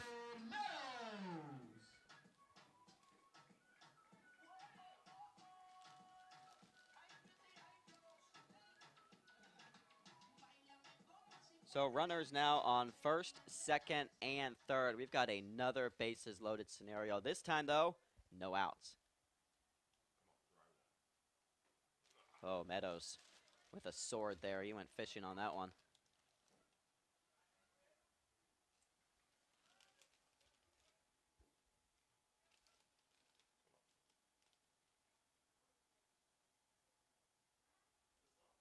Langford outside.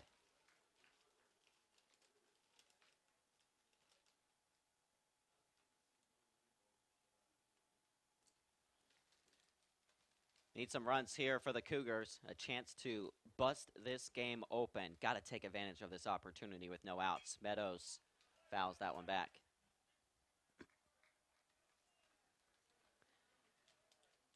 Langford is trying to slide them back across the plate. Going right to left. He's ahead in the count, 1-2. Bases loaded here for the Cougars. Again, he slides it right past Meadows. This time it didn't cut inside. It stayed It didn't cut outside, it stayed inside on Meadows. He's not happy about that strikeout. Now batting number 2, Isaac Belton. Again, if you're the Cougars, you just got to put it in play.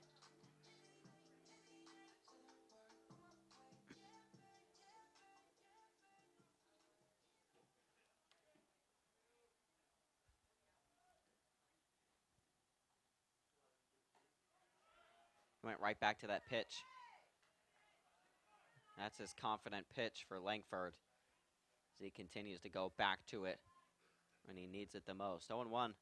He's ahead here with Belton at the plate. Bases loaded. Belton with 2 hits this afternoon could use one of those singles right now. Belton lofts one opposite field. It looks like it's going to track foul, and it will land right around the dirt and grass area in right field. He'll have to head back to home plate.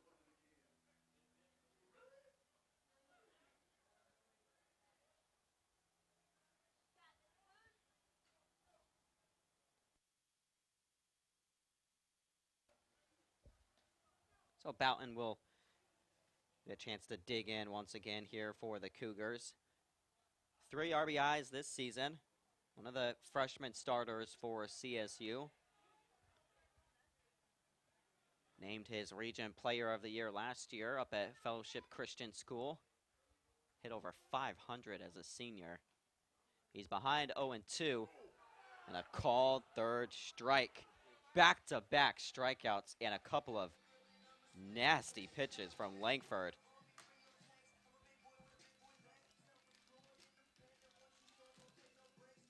This would be a massive momentum swing for Florida Southern if they can strand the bases loaded.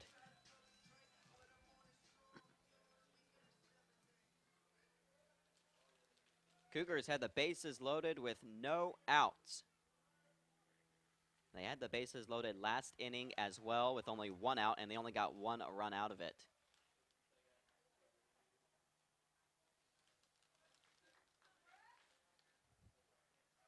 Danger zone here for the Cougars. Can Brooks be the hero? Langford, the 0-1. Brooks fouls that one out of play, 0-2. And you know Langford, you know what pitch he's going back to. Question is, does it stay inside this time or does it track outside? Just went outside on Brooks that last pitch.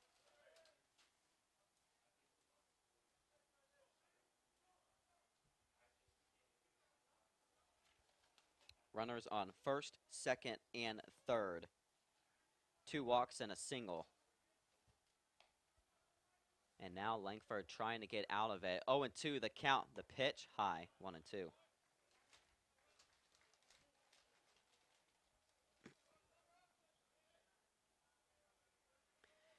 Well, Langford's the one that made the decision to try to go the short route over to third base on that attempted sac bunt.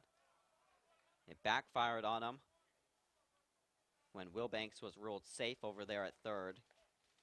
That loaded up the bases. Then he got Meadows swinging on a pitch high and inside on him. Got Belton to look at one on the outside. And now he's got Brooks in a 2-2 count. He's 1 strike away from getting out of this. Brooks, though, a chance to make him pay right here.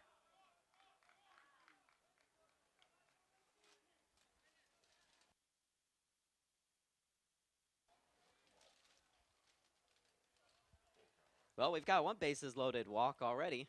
That's the lone run on the board in this one between these 2 teams. Here we go. Payoff pitch by Langford. Got Brooks swinging. Went right back to that pitch. And the Florida Southern dugout is pumped up. Bases loaded with no outs. Strikeout, strikeout, strikeout for the Cougars. We'll head to the 7th. You're watching Cougar Sports TV.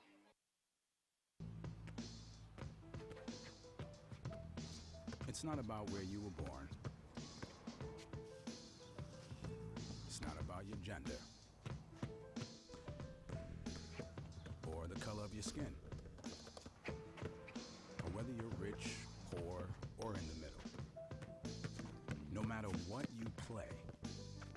have the skill and drive to succeed in school and in sports, we'll provide the opportunity.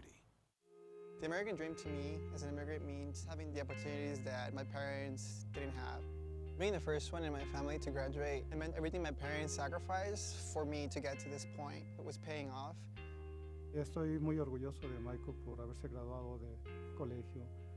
My path to a college degree would have been completely different had I not had a scholarship. It would just relieved a lot of the financial burden.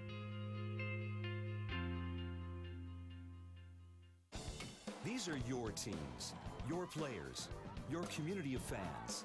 This is where they play, where they practice, where you cheer. At every meet, every event, every game. Your community is passionate, dedicated, supportive. You know the tension of a close game and the thrill of the win. So while you're cheering, keep an eye out for anything out of the ordinary. If you see something suspicious, say something to local authorities.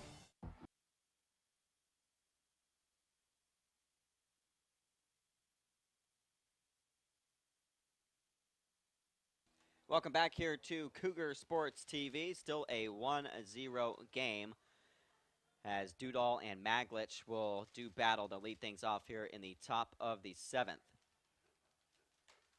Dudall starts this inning off with a ball high and inside. Well, when you have the bases loaded and 0 outs, you have a run probability of 85%.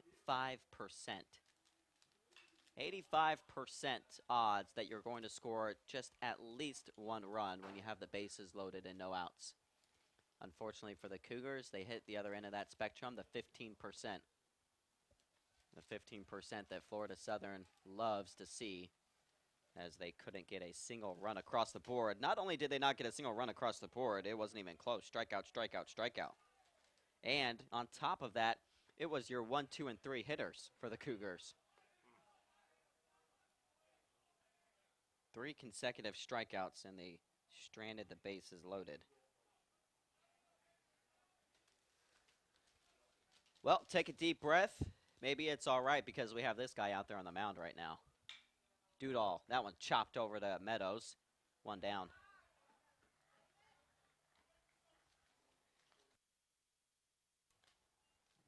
Now batting number 46, Jared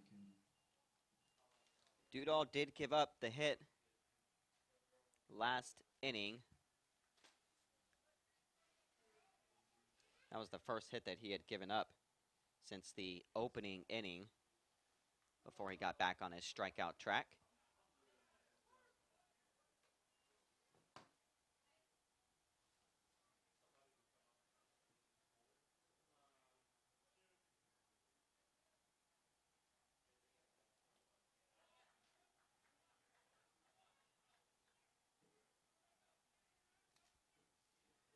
Again, Dudall way ahead in the count, as he has been all afternoon. He's been living ahead in the count. This one 0-2 with 1 down and the bases empty. Called third strike. Another strikeout and another one looking. In fact, that's the second time that Candy's been looking at a called third strike and the third time that he struck out this afternoon. He's 0 for 3 with 3 Ks.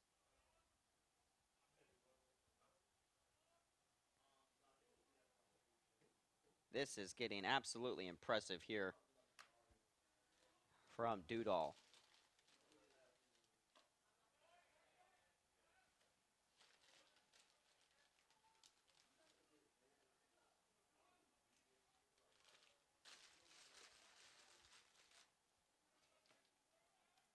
Ten strikeouts now for Devin Dudall.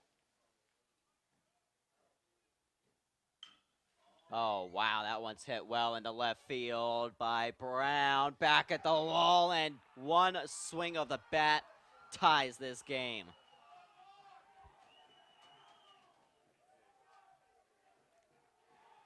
Well, you knew we were going to look back at the past couple of innings and wonder, were those opportunities that were going to come back to bite the Cougars? Brown makes Dudall pay there. A no-doubter into left field. He's actually one of the few players in this lineup right now that's been getting a bat on the barrel. Barrel to the ball. Even though he's grounded out and flown out his first 2 at-bats, hasn't struck out yet. He just hit a solo home run for the Mocs. Craziest thing about it, Brown not even the power hitter. In fact, he only has 9 home runs his entire career. The senior with just 9 home runs his career for the Moccasins. And he hits a solo home run there to tie this one up at 1 apiece. That one goes foul. A 2-out solo home run.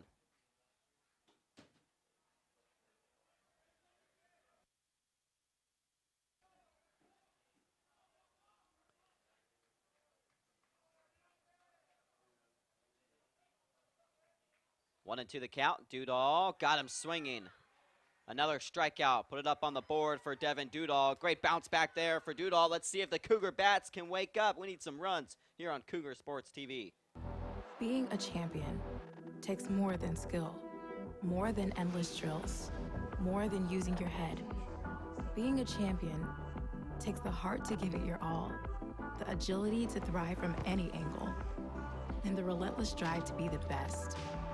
Welcome to Division II, where the pursuit is yours to create, and the question isn't, can you do it? It's will you. We can stop to make sure someone is okay. Get in the way and disrupt the situation. Notify an authority. Or walk them home safely. We can change the language around rape. We can make campuses safer for our teammates, our friends, and our classmates. We cannot be bystanders. Taking action isn't always easy, but it's on us to intervene. Because we can. Learn more and take the pledge at itsonus.org.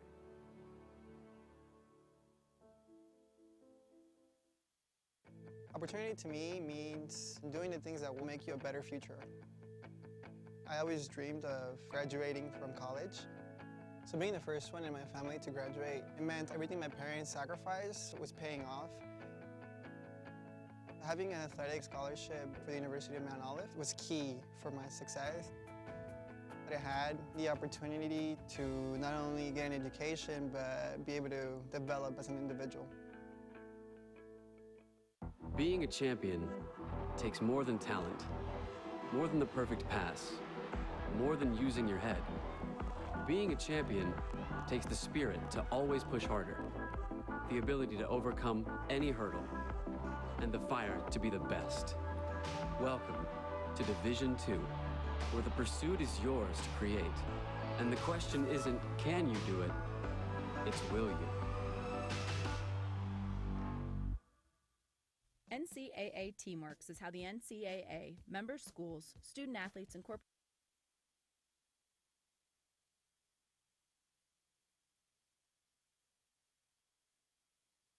Back here on Cougar Sports TV, we head to the bottom of the 7th. Got it all stretched out there. The Cougars trying to get back on track. They had the bases loaded the past 2 innings and only 1 run to show from it. Bases loaded with only 1 out in the 5th. Bases loaded with 0 outs in the 6th. Went strikeout, strikeout, strikeout, and then Florida Southern made him pay Brown a solo home run off Dudall. We're all knotted up, 1 apiece. Buckle up. Got some work to do here in the final few innings.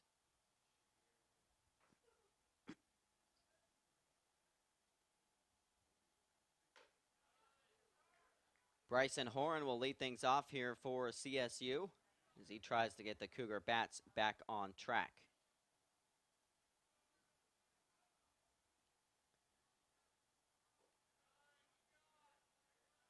Need to just refocus and reset if you're CSU. It hurts, but a lot of ball game left to be played. As Horn draws himself a walk, 5-pitch walk. That's what you like to see if you're CSU, a leadoff walk. Got the runner on. Now batting number 11, Drew Webb. So that'll bring Drew Webb to the plate for the Cougars.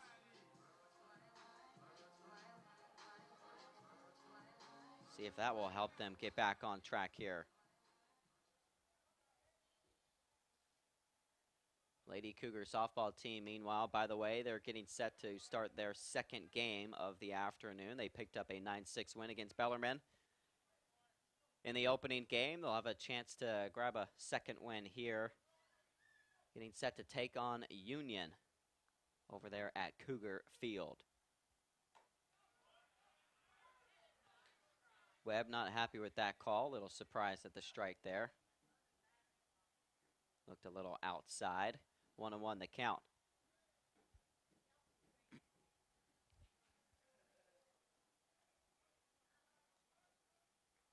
Horn over there at first base for CSU. Webb at the plate, 0 for 3 on the afternoon. That pitch misses high. 2-1 the count. By the way, new pitcher out there for Florida Southern, it's Zach Wilson, the right-hander from Melbourne, Florida. That one misses, makes it 3-1. Already issued a walk to Horn, and now he's behind 3-1. Catcher Miozzi trots on out there to have a word with him. Ryan Langford had made his third appearance when he got out of that bases-loaded jam with 3 consecutive strikeouts. Zach Wilson, meanwhile, making his first appearance of the season for Florida Southern. Only had 2 appearances last year before he got hurt. Went 2 2/3, gave up 4 hits, 1 earned with 3 strikeouts. Then he was hurt the rest of the season. That one high and in the face of Drew Webb. He will gladly walk on over to first base. Runners on first and second here for the Cougars. All right, here we go again. Now batting number 9, Dan Bullock.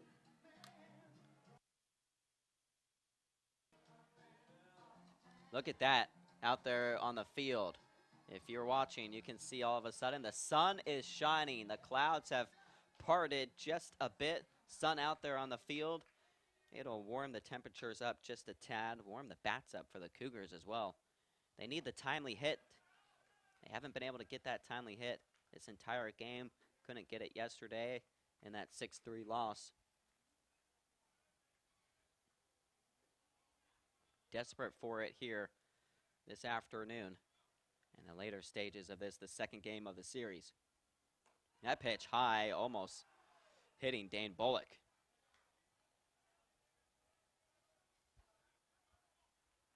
Dane 0 for 2 with a walk and a strikeout.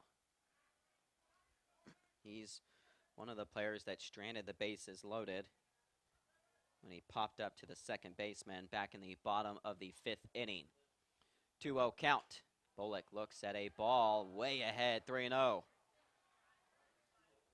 Zach Wilson having all sorts of trouble out there on the mound. Back-to-back walks, and he's behind 3-0 to Bullock.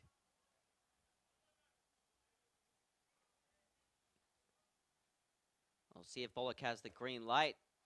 A strike called on the inside there. It looked like that was going to be ball 4.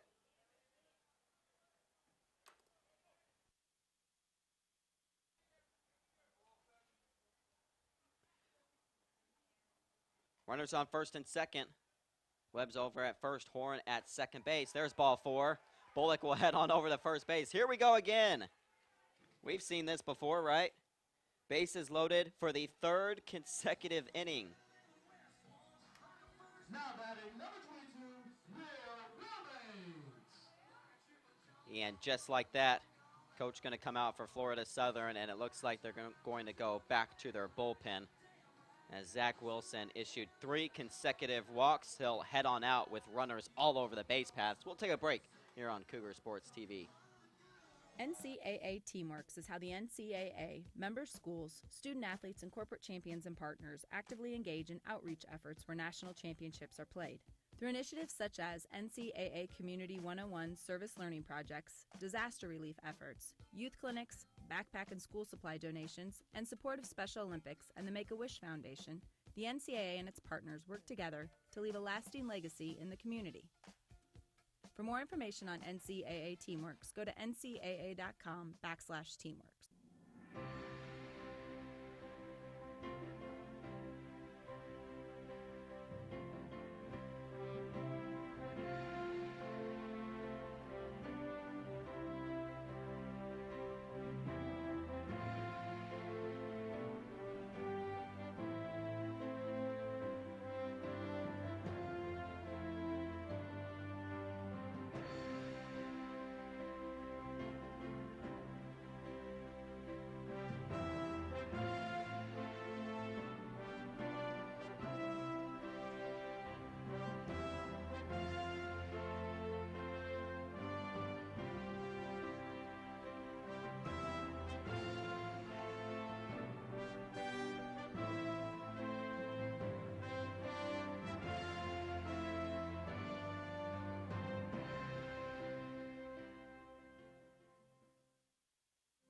path to a college degree would have been completely different had I not run Division II cross country for the University of Mount Olive.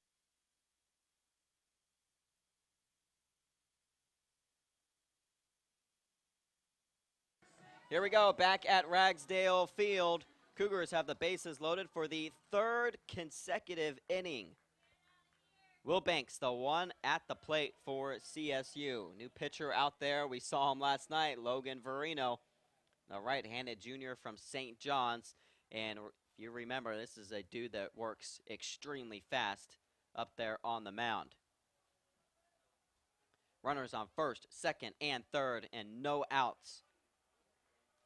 Will Wilbanks the one to get a crack at this one, the first one, with McDade on deck. Well, the bases loaded last inning with no outs actually started with this man at the plate, Will Wilbanks, when he drew a leadoff walk. Wilbanks rips it into the hole. A base knock for the sophomore. One run is going to score. That'll be it. But it's a 2-1 game. Cougs on top.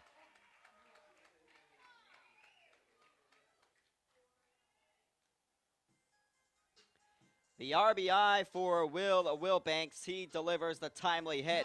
Picks up his second RBI this season. Everyone move up a base.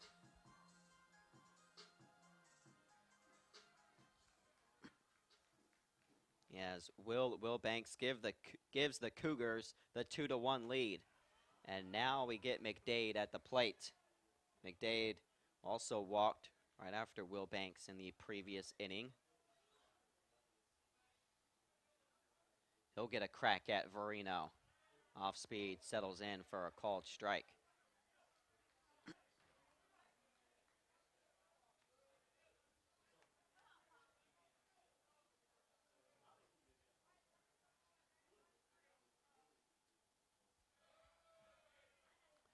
That one misses in the dirt. 1-2.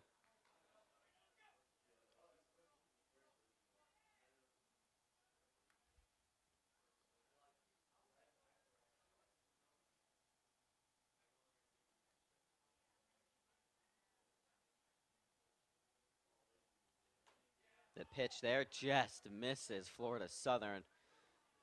Their dugout and their fans all wanted that strike call. What a pitch to lay off of there if you're McDade. 2-2 the count. The sophomore from Cape Coral looks at a ball in the dirt there. 3-2.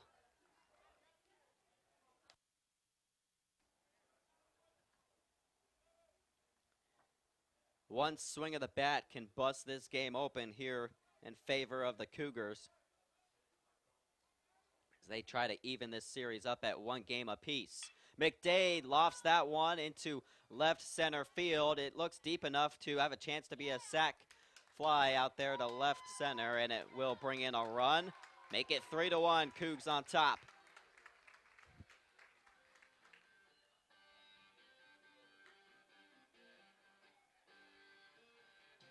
Now batting number 13, Connor Carley. So Wilbanks and McDade, they get the job done. Couple of runs score for the Cougars. One out with runners now on first and second.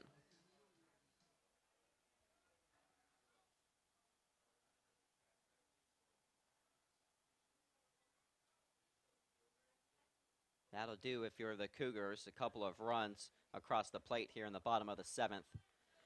Unlike what happened the previous inning when they had the bases loaded.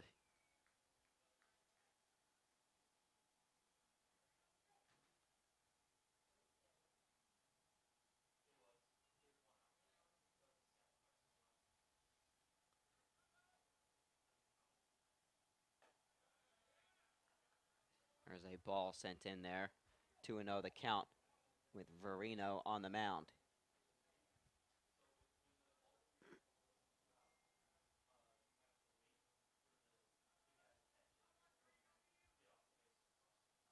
Verino's pitch. That one ripped foul.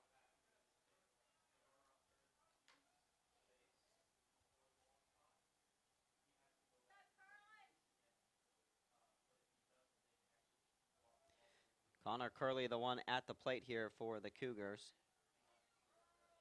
Bullock on second, Wilbanks on first. Curley with a couple of singles in back-to-back at-bats this afternoon. Stays alive there, fouls it out.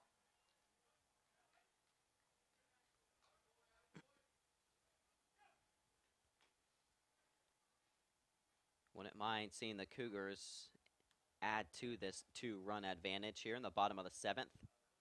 3-1 the score line. By the way, looking down at the bullpen, it looks like bullpen is warming up for the Cougars. We'll see if Dudall comes back out for the 8th inning. He did give up that solo home run, but he's still been electric for CSU on the mound. Picked up 2 more strikeouts in that 7th inning. He's at 99 pitches, by the way, on the afternoon. 7 innings, 3 hits, 1 earned, 11 Ks. Curley on the full count, sends one into right field. It's going to track foul as it hits the wall. Man, if that one had just stayed fair. Curley showing a little pop to him. Didn't see that at all last year. Had only 2 hits and 29 at-bats, but he's already got a home run this season to go along with 6 RBIs. Had 6 RBIs this past weekend. Put on a show down in Tampa. 2 for 3 with a run, one of the 3 runs this afternoon.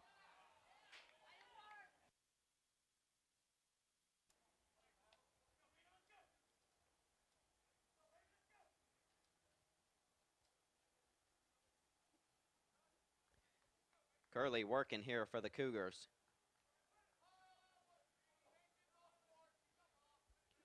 Marino and Curley in a battle here. Full count, 1 down, runners on first and second. Another foul pitch.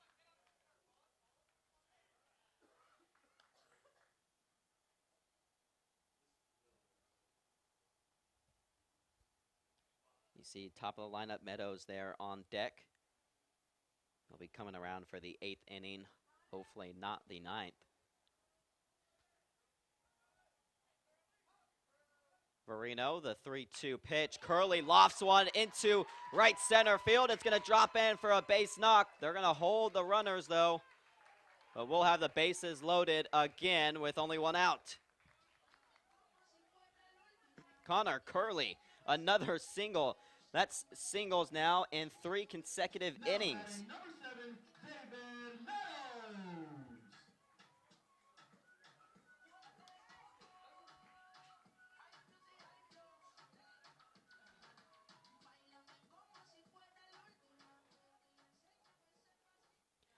Here we go, top of the lineup for the Cougars.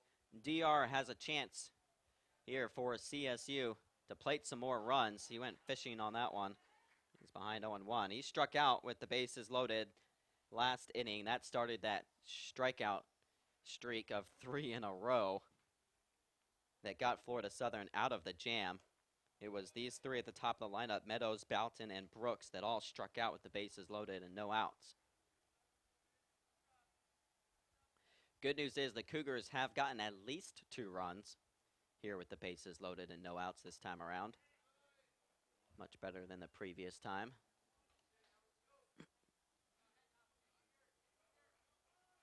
But still only 1 out.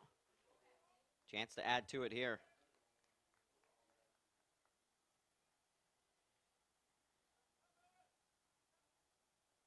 Farino sends that pitch in. Meadows got underneath it. Skies that one into shallow right center field. Not going to be deep enough there to send anyone home, as Bullock will have to hold at third base. So Meadows can't get the job done. It'll fall to the bat of Boughton with 2 down. Now batting number 2, Isaac Boughton.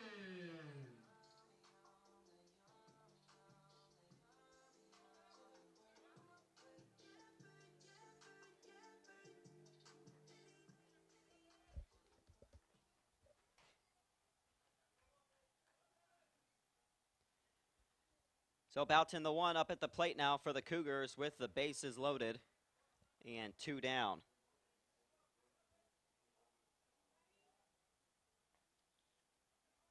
Boughton 3 RBIs this season. hitting just 167 though in his freshman campaign. But trying to add to this 2-run advantage for CSU. The 0-1 pitch got underneath it, fouled it back and on top of us here in the press box.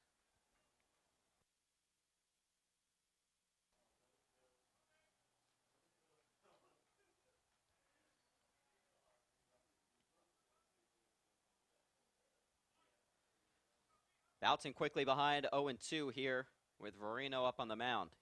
Runners on first, second, and third. Thought about it there, just outside, ball one. Even though Boughton's hitting just 167 on the year, he does have a couple of hits in this afternoon's game. 2 for 4 for CSU. 2 of their 9 total hits for the Cougars. The 1-2 pitch, that one hit into right field. Right fielder out there for the grab to end the inning. Well, the Cougars at least get 2 runs on the board with the bases loaded for the 3rd consecutive inning. They're on top 3-1. Let's head to the 8th on Cougar Sports TV. Having an athletic and academic scholarship was key for my success. Our coaches were really helpful with balancing out my academics and athletics. I decided to attend graduate school because I wanted to become an athletic director. Receiving the postgraduate scholarship through the NCAA provided me with the flexibility to choose the school that I wanted. So now I know that I can accomplish any goal that I set for myself. On and off the court, we're focused on creating lifelong opportunity, and that starts with education. More college athletes are earning degrees than ever before, but we've still got work to do. That's why we're raising the bar for incoming freshmen, so they're prepared when they get to campus. And why teams can't play in championships unless they make the grade. Education matters, and putting academics first creates a pathway to a lifetime of opportunity. While they're focused on success, we're focused on them. Because protecting college athletes doesn't only happen on the field. After the buzzer, it's about healthier student athletes. So we're reforming to meet their needs, investing in groundbreaking research, and changing the conversation around mental health. We're working hard to protect college athletes because prioritizing their well-being creates a pathway to a lifetime of opportunity. Across divisions, sports, championships,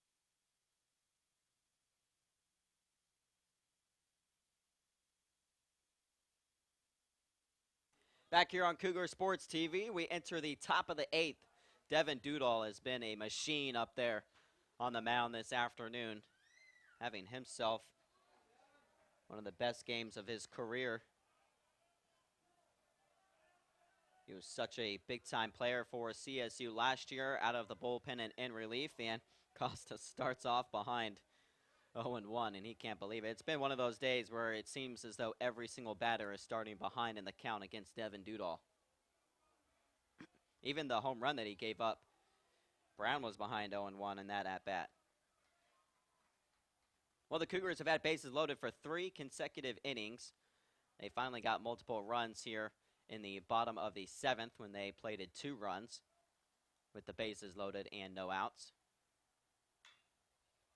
Costa skies that one just outside the dirt on the infield, and the shortstop Boughton is going to come over for the first out.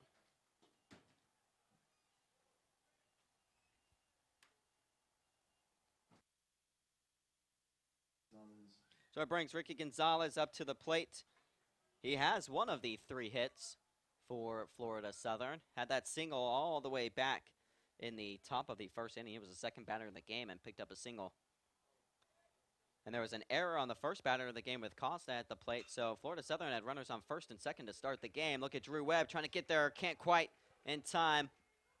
He's going to hold the runner, though, at first base. That's a great job by Webb to get it back in, not allow Gonzalez to head on over to second base. So Gonzalez, he's been the lone guy to figure out Dudall. 2 hits off of him this afternoon. Now batting number 33, Jacob Teeter.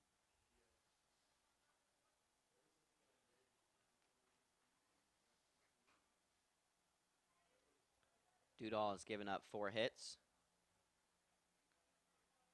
Right now he's got 11 strikeouts. He's thrown 103 pitches now for the Cougars. And what a surprise. He's starting behind in the count, 1-0.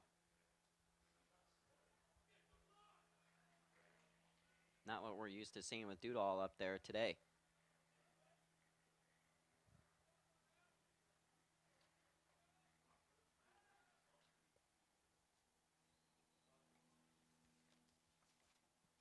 You know, Florida Southern is going to try and think about setting Gonzalez, trying to get someone inside scoring position as they trail by just 2 here in the top of the 8th.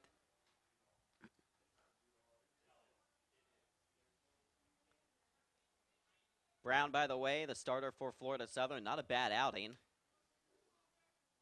Went 5 innings, gave up just 1 run off of 6 hits, 3 walks, 3 strikeouts.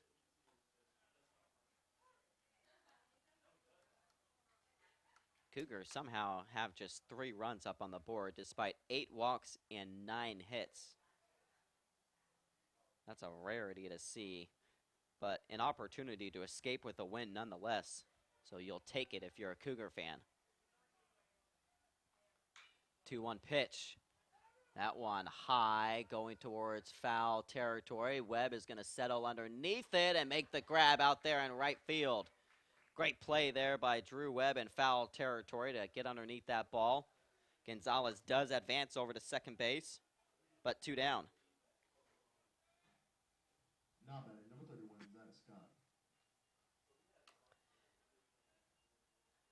So a runner in scoring position here for the Mocs, and the tying run at the plate represented by Zach Scott. Scott 0 for 3 with a strikeout. Hit into a fielder's choice and flew out to Webb his last time up. Dudall needs 1 more out.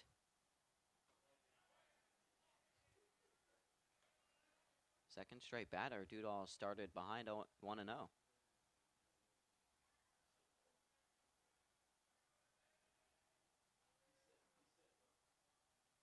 3-1, Cougs on top here by 2. As that one's hit over the head of McDade, it's going to go all the way back in the gap towards the warning track. Webb sends the ball back in, but a run is going to score. Florida Southern only trailing by 1. They are very much alive. Now batting number 32, Zach Dewey.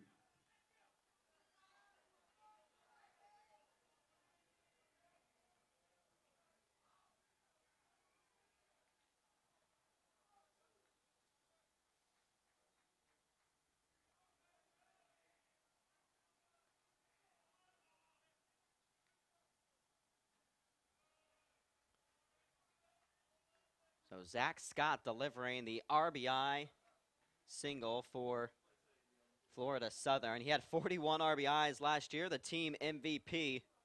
Picks up RBI number 3 on the season. And that one hit into the hole in between third and short.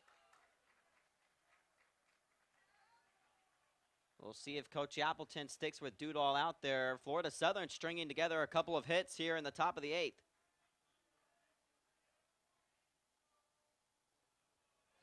Now batting number 8, Christian Maglich. They're going to stick with Dudall out there right now for the Cougars. He needs just 1 more out as Maglich the one up at the plate now. Runners on first and second for the Mocs. Dudall behind again, 1-0. That one got away from him as Maglich had to duck. That went completely underneath him. The senior from Sarasota, Florida, a chance to tie this one up or potentially take the lead for the Mocs. There's a strike from Dudall.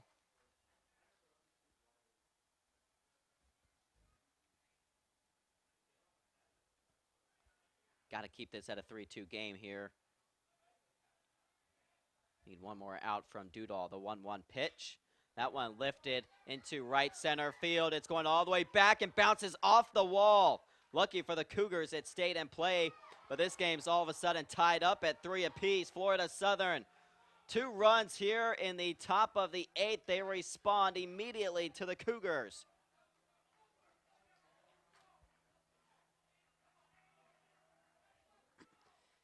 And it looks like that'll do it for Devin Dudall. Man, that's a tough way to end your outing. If you're Devin Dudall, he was in line for the win all game long, had 11 strikeouts, was unhittable, and then just ran into trouble and ran out of gas here in the top of the 8th. It'll be a no decision for Dudall, but still an impressive performance. 7 2/3, 7 hits, 11 strikeouts. Dudall will head off the mound. We'll take a break here on Cougar Sports TV. And schools for nearly 500,000 student athletes. College sports create lifelong opportunity, and that starts with education. We've raised the academic bar, so more are earning degrees, creating healthier campuses by working with the nation's brightest minds, and making sure more have the chance to succeed and are supported on their journey. But beyond the numbers, it's about opportunity, and we're working to provide it for every student athlete. The American dream to me as an immigrant means having the opportunities that my parents didn't have. Being the first one in my family to graduate, it meant everything my parents sacrificed for me to get to this point. It was paying off. Estoy muy orgulloso de Michael por haberse graduado de colegio. My path to a college degree would have been completely different had I not had a scholarship. It would just relieved a lot of the financial burden. We can stop to make sure someone is okay. Get in the way and disrupt the situation. Notify an authority. Or walk them home safely. We can change the language around rape. We can make campuses safer for our teammates, our friends, and our classmates. We cannot be bystanders. Taking action isn't always easy, but it's on us to intervene. Because we can. Learn more and take the pledge at itsonus.org.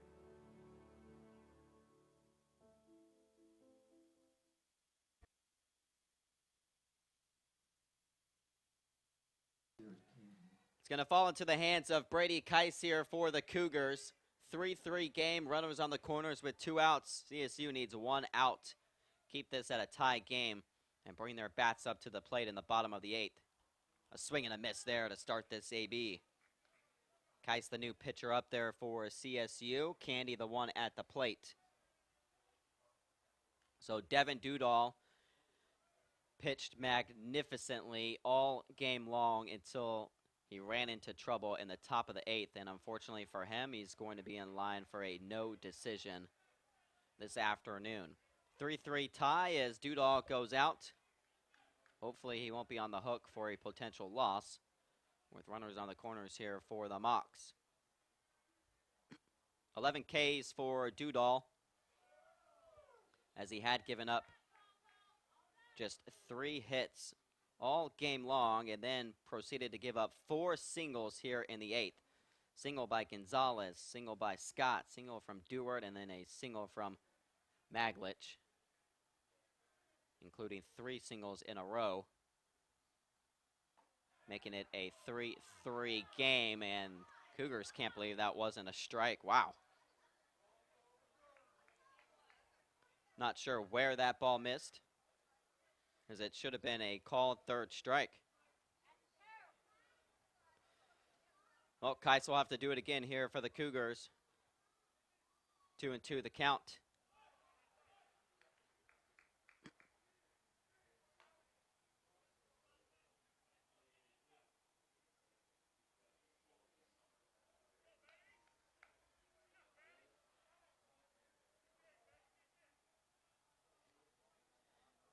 Brady Keiss, the relief pitcher for the Cougars from Milwaukee, gets that one to roll over to McDade at second, and he'll make the throw to first. There's the 3rd and final out. Finally happened there for the Cougars. All right, don't fret. Even though they've been up all game, it's tied. Their bats are coming up in the bottom of the 8th. From court to court and lane to lane, under the lights or under the sun, no one delivers Division II sports like NCAA.com. The center of D2 is inside the NCAA.com hub, with exclusive highlights of every sport and live broadcasts of every Division II championship. found nowhere else. Make NCAA.com yours, the home of Division II college sports. It's more than a whistle or a call. We're committed to giving college athletes a fair shot, on and off the field. Covering the full cost of attendance, because college costs go beyond tuition. Keeping dreams on track, regardless of performance or injury. And creating equal opportunities and inclusive environments. It's about respecting college athletes and prioritizing fairness to build a pathway to lifelong opportunity. As a student athlete in college, I first got involved with the NCAA at the national level. It was through the Student Athlete Advisory Committee, SAC, gave me an opportunity to advocate on behalf of all student athletes, to affect change and to make an impact. The NCAA is giving the student athlete a platform to voice their concerns and to be able to advocate for what's going to affect their well-being. The policies that are being put in place are speaking towards academics, they're speaking towards well-being, they're speaking towards fairness, creating a culture so that the student athletes have the best experience as possible. Label me.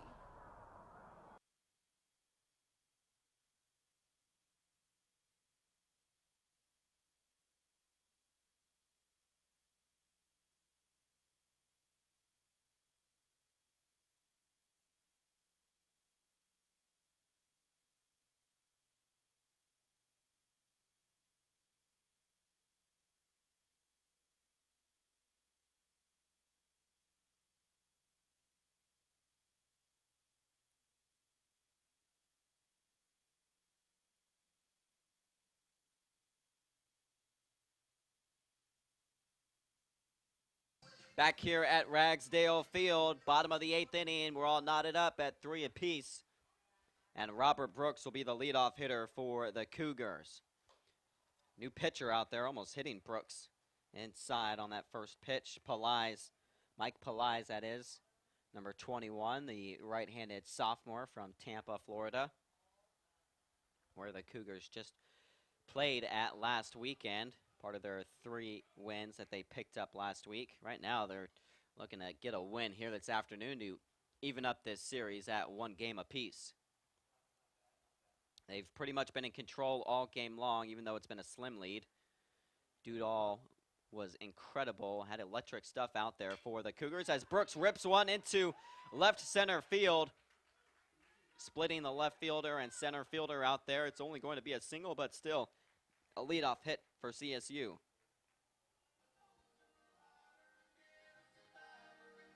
The Cougars just have not been able to take full advantage of all of their opportunities. They have at least 1 hit in every single inning, though, by the way. That's incredible for the Cougars. But only 3 runs to show from it. 10 hits and 8 drawn walks. But 14 left on the base paths for CSU this afternoon. This is one of those games that would just be devastating if you're to lose when everything has kind of been going in your favor, but you just let the other team hang around just enough. And that's what Florida Southern has done. Great program in Florida Southern. One of the best out of all Division II, especially their region, the South region. You knew they were primed for a bounce-back year. They're off to a 5-0 undefeated start. Cougars trying to give them their first loss of the year.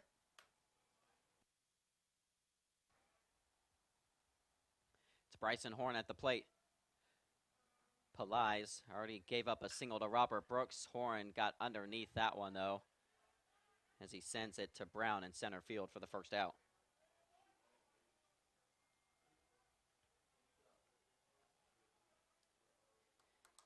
Cougars need the middle of the lineup to get something going here with Webb and Bullock due up.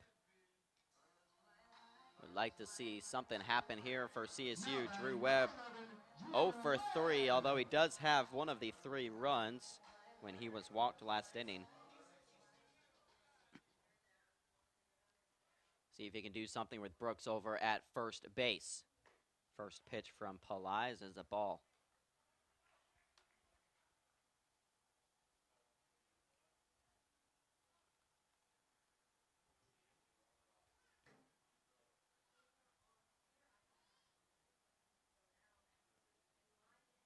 The 1-0 pitch, that one inside on Webb, and he was swinging for it.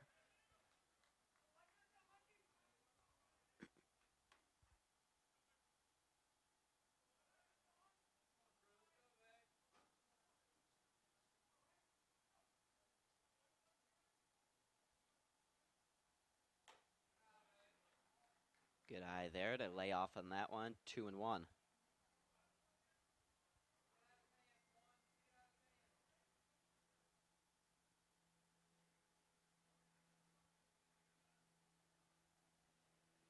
Two and one the count. Pelies delivers. Webb rips it into left field. That's going to be a base knock for the senior. Brooks on second, Webb on first. Cougars got 2 on with only 1 down.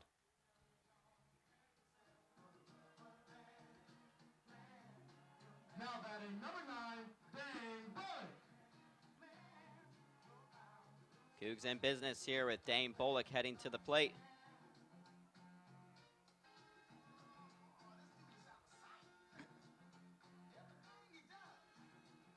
Every single inning, Cougars have had runners out there on the base paths.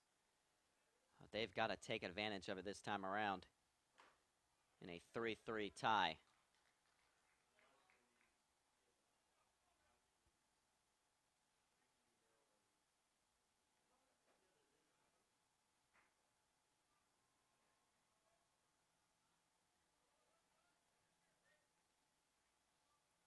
Want to know the count.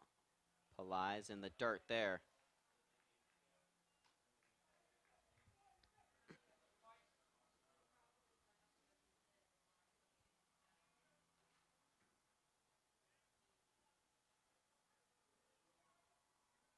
Dane Bullock, the one up at the plate right now for CSU. That pitch called strike, 2-1.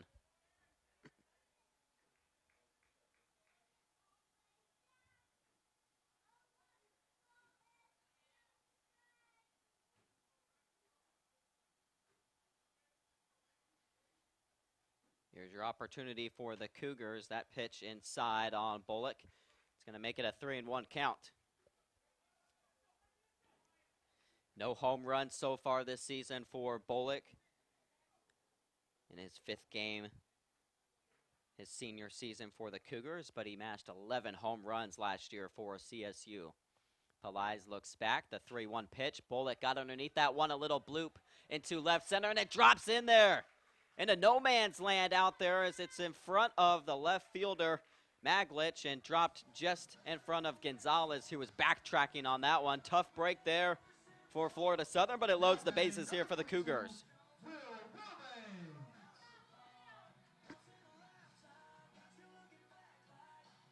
How about this? Bases loaded again for the Cougars.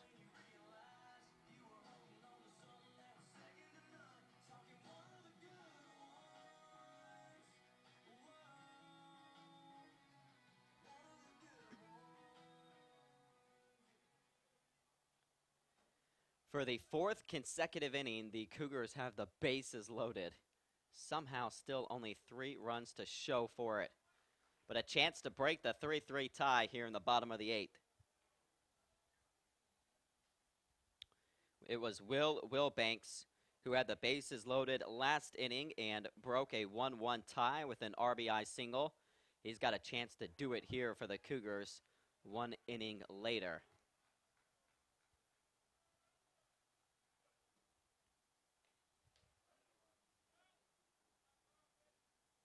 Pelies the one on the mound, and he's run into some trouble here. Only 1 out. Had that fly out to center field from Horn, but other than that, it's been 3 singles for the Cougars. Singles by Brooks, Webb, and Bullock has loaded the bases here with only 1 out.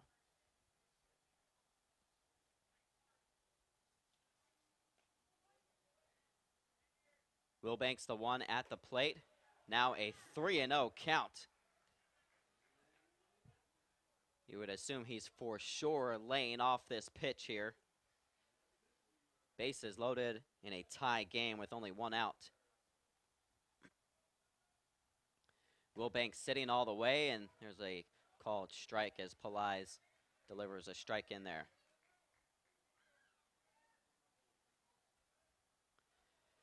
Wilbanks the one who can be a hero here for the Cougars. The 3-1 pitch got underneath it, fouled it back on top of us as it's out of play. Takes a bang right on top of the press box here, makes it a full count.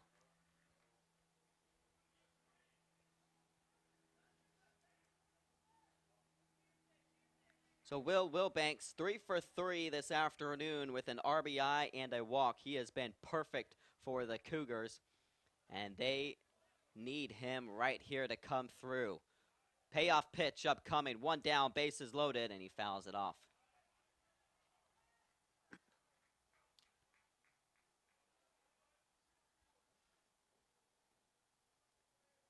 Wilbanks, the sophomore from Noonan, Georgia. Made just 13 appearances last year for the Cougars. Here's the 3-2 pitch. Again, stays alive.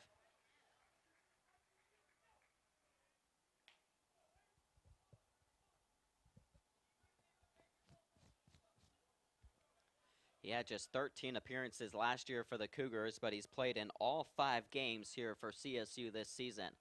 Bases loaded, tie game. Wilbanks inside on him, ball 4, walk home a run. Cougars in front, 4-3. We'll take it.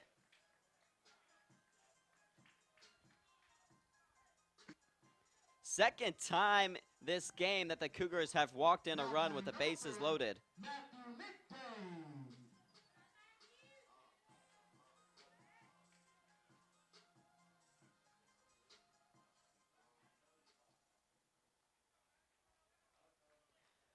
So now it's Matthew McDade who can add on more runs. Almost got drilled in the head there. That pitch got away from Pelais.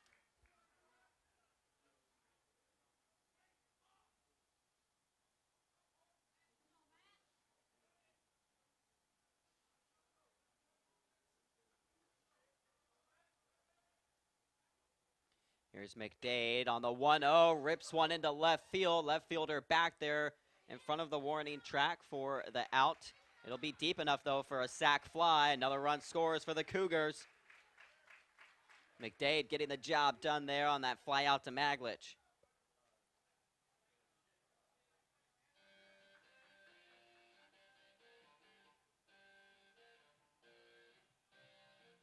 Now batting number 13, Connor Curley.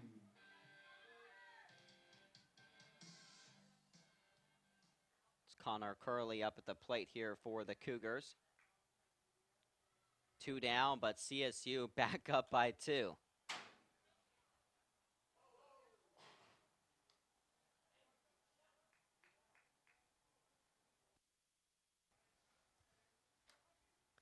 Twice now in this game, the Cougars have drawn bases loaded walks to bring in a run.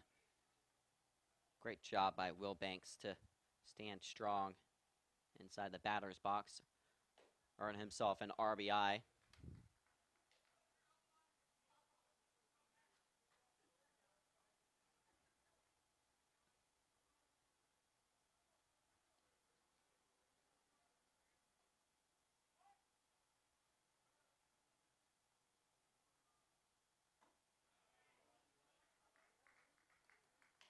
Five to 3, the score line. Cougars on top by 2 here in the bottom of the 8th. So surely they'll send Kais back out there, a chance to record 3 final outs. Won't be a save opportunity, but he'll be in line for the win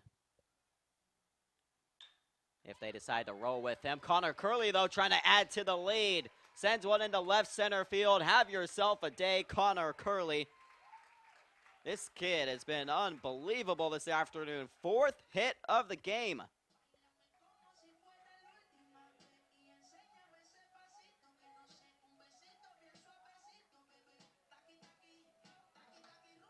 Now batting number 7, David Mills. So runners at first and second for the Cougars, and Connor Curley 4 for 5 with a run and an RBI.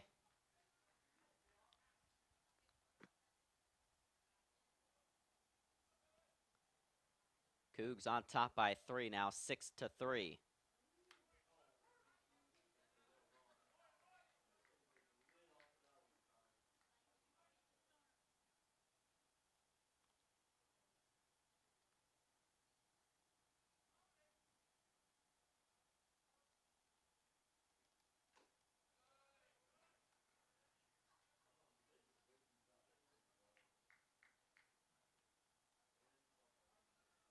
Six to 3 now the score line, and Now we've seen the Cougars string together some quality at-bats.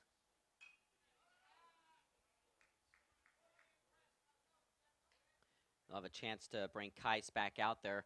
He entered in a 3-3 game. Since the Cougars are on top now, he'll be in line for a potential win if he can get 3 more outs for CSU. 1-2 though the count. See if Meadows can maybe add to it. Fouls that one back.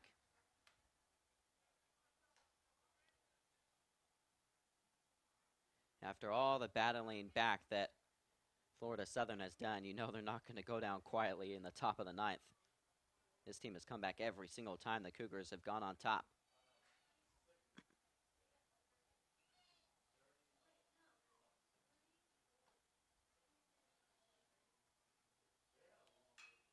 There's a hit by Meadows into right field. Underneath it is Candy for the 3rd and final out. All right, here we go. 3 more outs to go. Let's see if CSU can even the series as we head to the 9th inning. You know you want to. Don't be shy. You do it behind my back. So say it to my face. You don't know me. You know what I am? I'm a pitcher. I'm a striker. I'm a point guard. I'm a linebacker. I'm a setter. Shortstop. High jumper. Wrestler. Defender. Goalie. Student. Student athletes. That's who we are.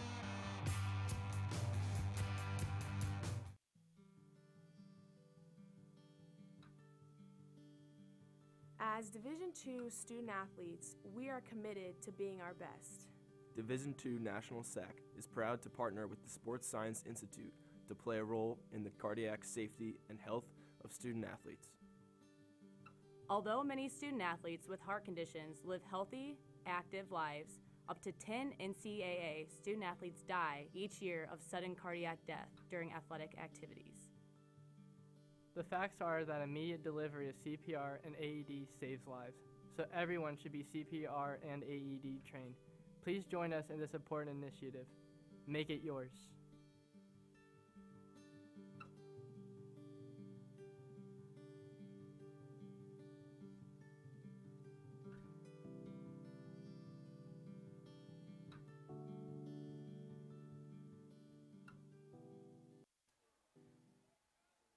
So 3 runs there for CSU, puts them on top 6-3 as we enter the top of the 9th here on Cougar Sports TV. A chance to even up the series here for CSU, which would set the rubber match up tomorrow afternoon with the 3rd and final game set to have a first pitch at 1 p.m. We'll see if Brady Kais can seal the deal here for CSU ahead in the count 0-2 to start. It'll be Brown, Miozzi, and then the top of the lineup with Costa up for the Mocs.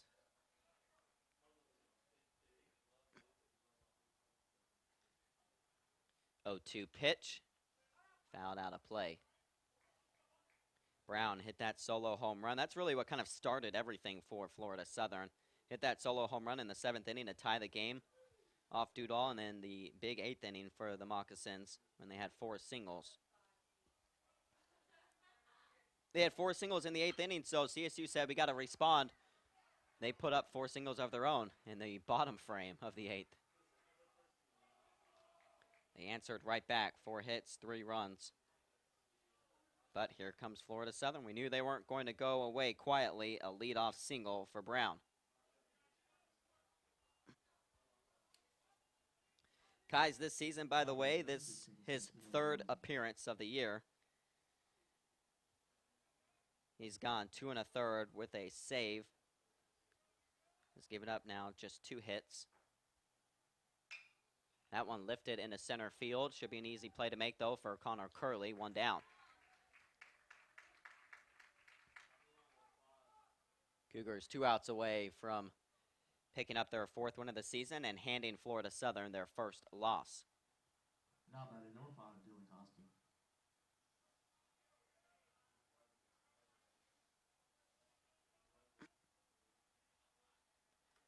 By the way, the Lady Cougar softball team has gotten underway in their 2nd game as they are taking on Union.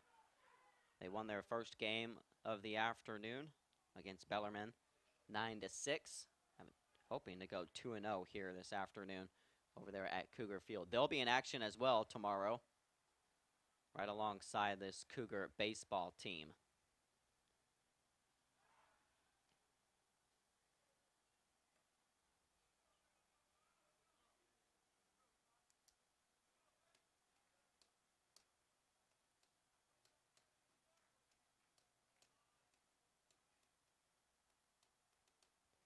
Kais sends that pitch home. It's a ball to start this at bat, 1-0. Costa, the one at the plate here for Florida Southern. So they've got the players that they want coming up to bat. Costa and Gonzalez on deck.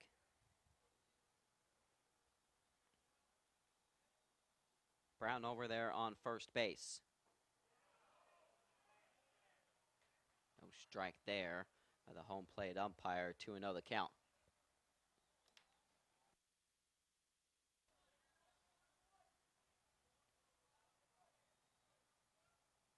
Kais looks over at first, sends that pitch home. That's going to get past the shortstop. Cougars in trouble again. Runners on first and second.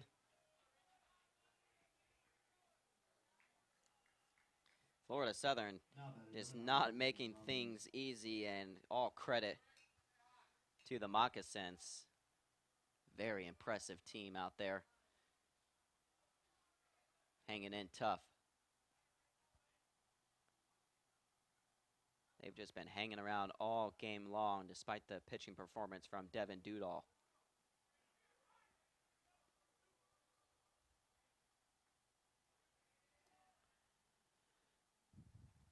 Here's Kais, got him swinging on that one to start this AB. Gonzalez, the one at the plate, he already has a couple of hits. Came around to score in the 8th inning. 2 for 4 on the afternoon. Singles from Brown and Costa, has 2 on here for the Moccasins.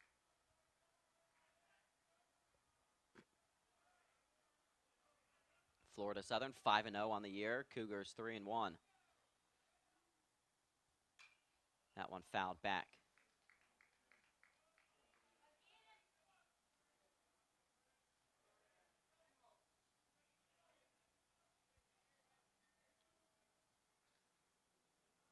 Florida Southern, by the way, they'll take on Lincoln Memorial in a non-conference series next weekend. They won't quite start conference play until the following weekend when they've got a 3-game set against Tampa. Swing and a miss there. Strikeout recorded for Brady Kais. One that he needed. And one more out to go for the Cougars to even this series up at 1 game apiece.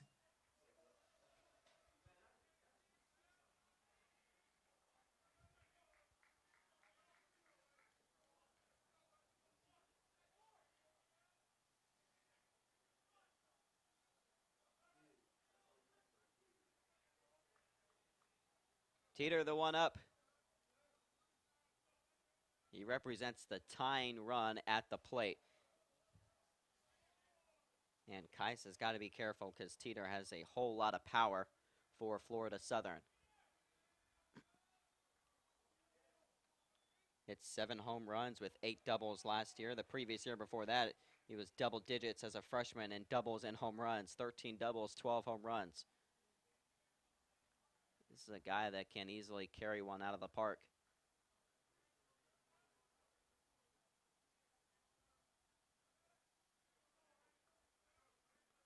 Teeter 1 for 3 on the afternoon. Kais the 1-0. Away and in the dirt, 2-0.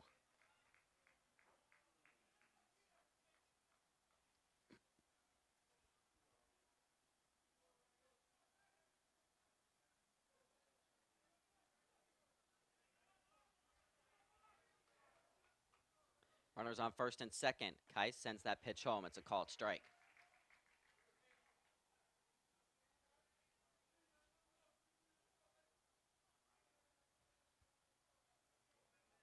Teeter, the junior from Melbourne, Florida, trying to keep Florida Southern alive in this one. Clouds have dispersed out there on the field with the sun shining down. Welcome sight to see for those here in attendance. Still a little chilly out there, but better than the 40 degrees with clouds and rain. That's what we had all morning long. 2-1 the count, 2 down. Keiss delivers. That one hit well into center field. Connor Curley, though, is going to settle underneath it for the third and final out. Cougars pick up the win. They even this series up at 1 game apiece, and we're going to have a rubber match tomorrow afternoon. So Brady Keiss seals the deal for CSU as they respond after losing last night's game to Florida Southern. As Florida Southern got the better of them 6-3, they respond with a 6-3 win of their own this afternoon. Well, Devin Dudall was magnificent. I know he ran into trouble there in the 8th inning, but he went 7 2/3, 7 hits and 11 Ks. How about the Cougar bats? 13 total hits, including a 4 for 5 afternoon from Connor Curley. Make sure you check us out on Facebook.com/CSU Cougars. We'll have all the post-game reaction and quotes up there to follow. For everyone here at Ragsdale Field, for our cameraman, our statistician, our producer, I'm Corey Aldis. Your final Cougars come out on top 6-3. Make sure you join us right back here at the ballpark tomorrow afternoon at 1 p.m. We'll have the final game of the series for y'all on Cougar Sports TV. See you tomorrow.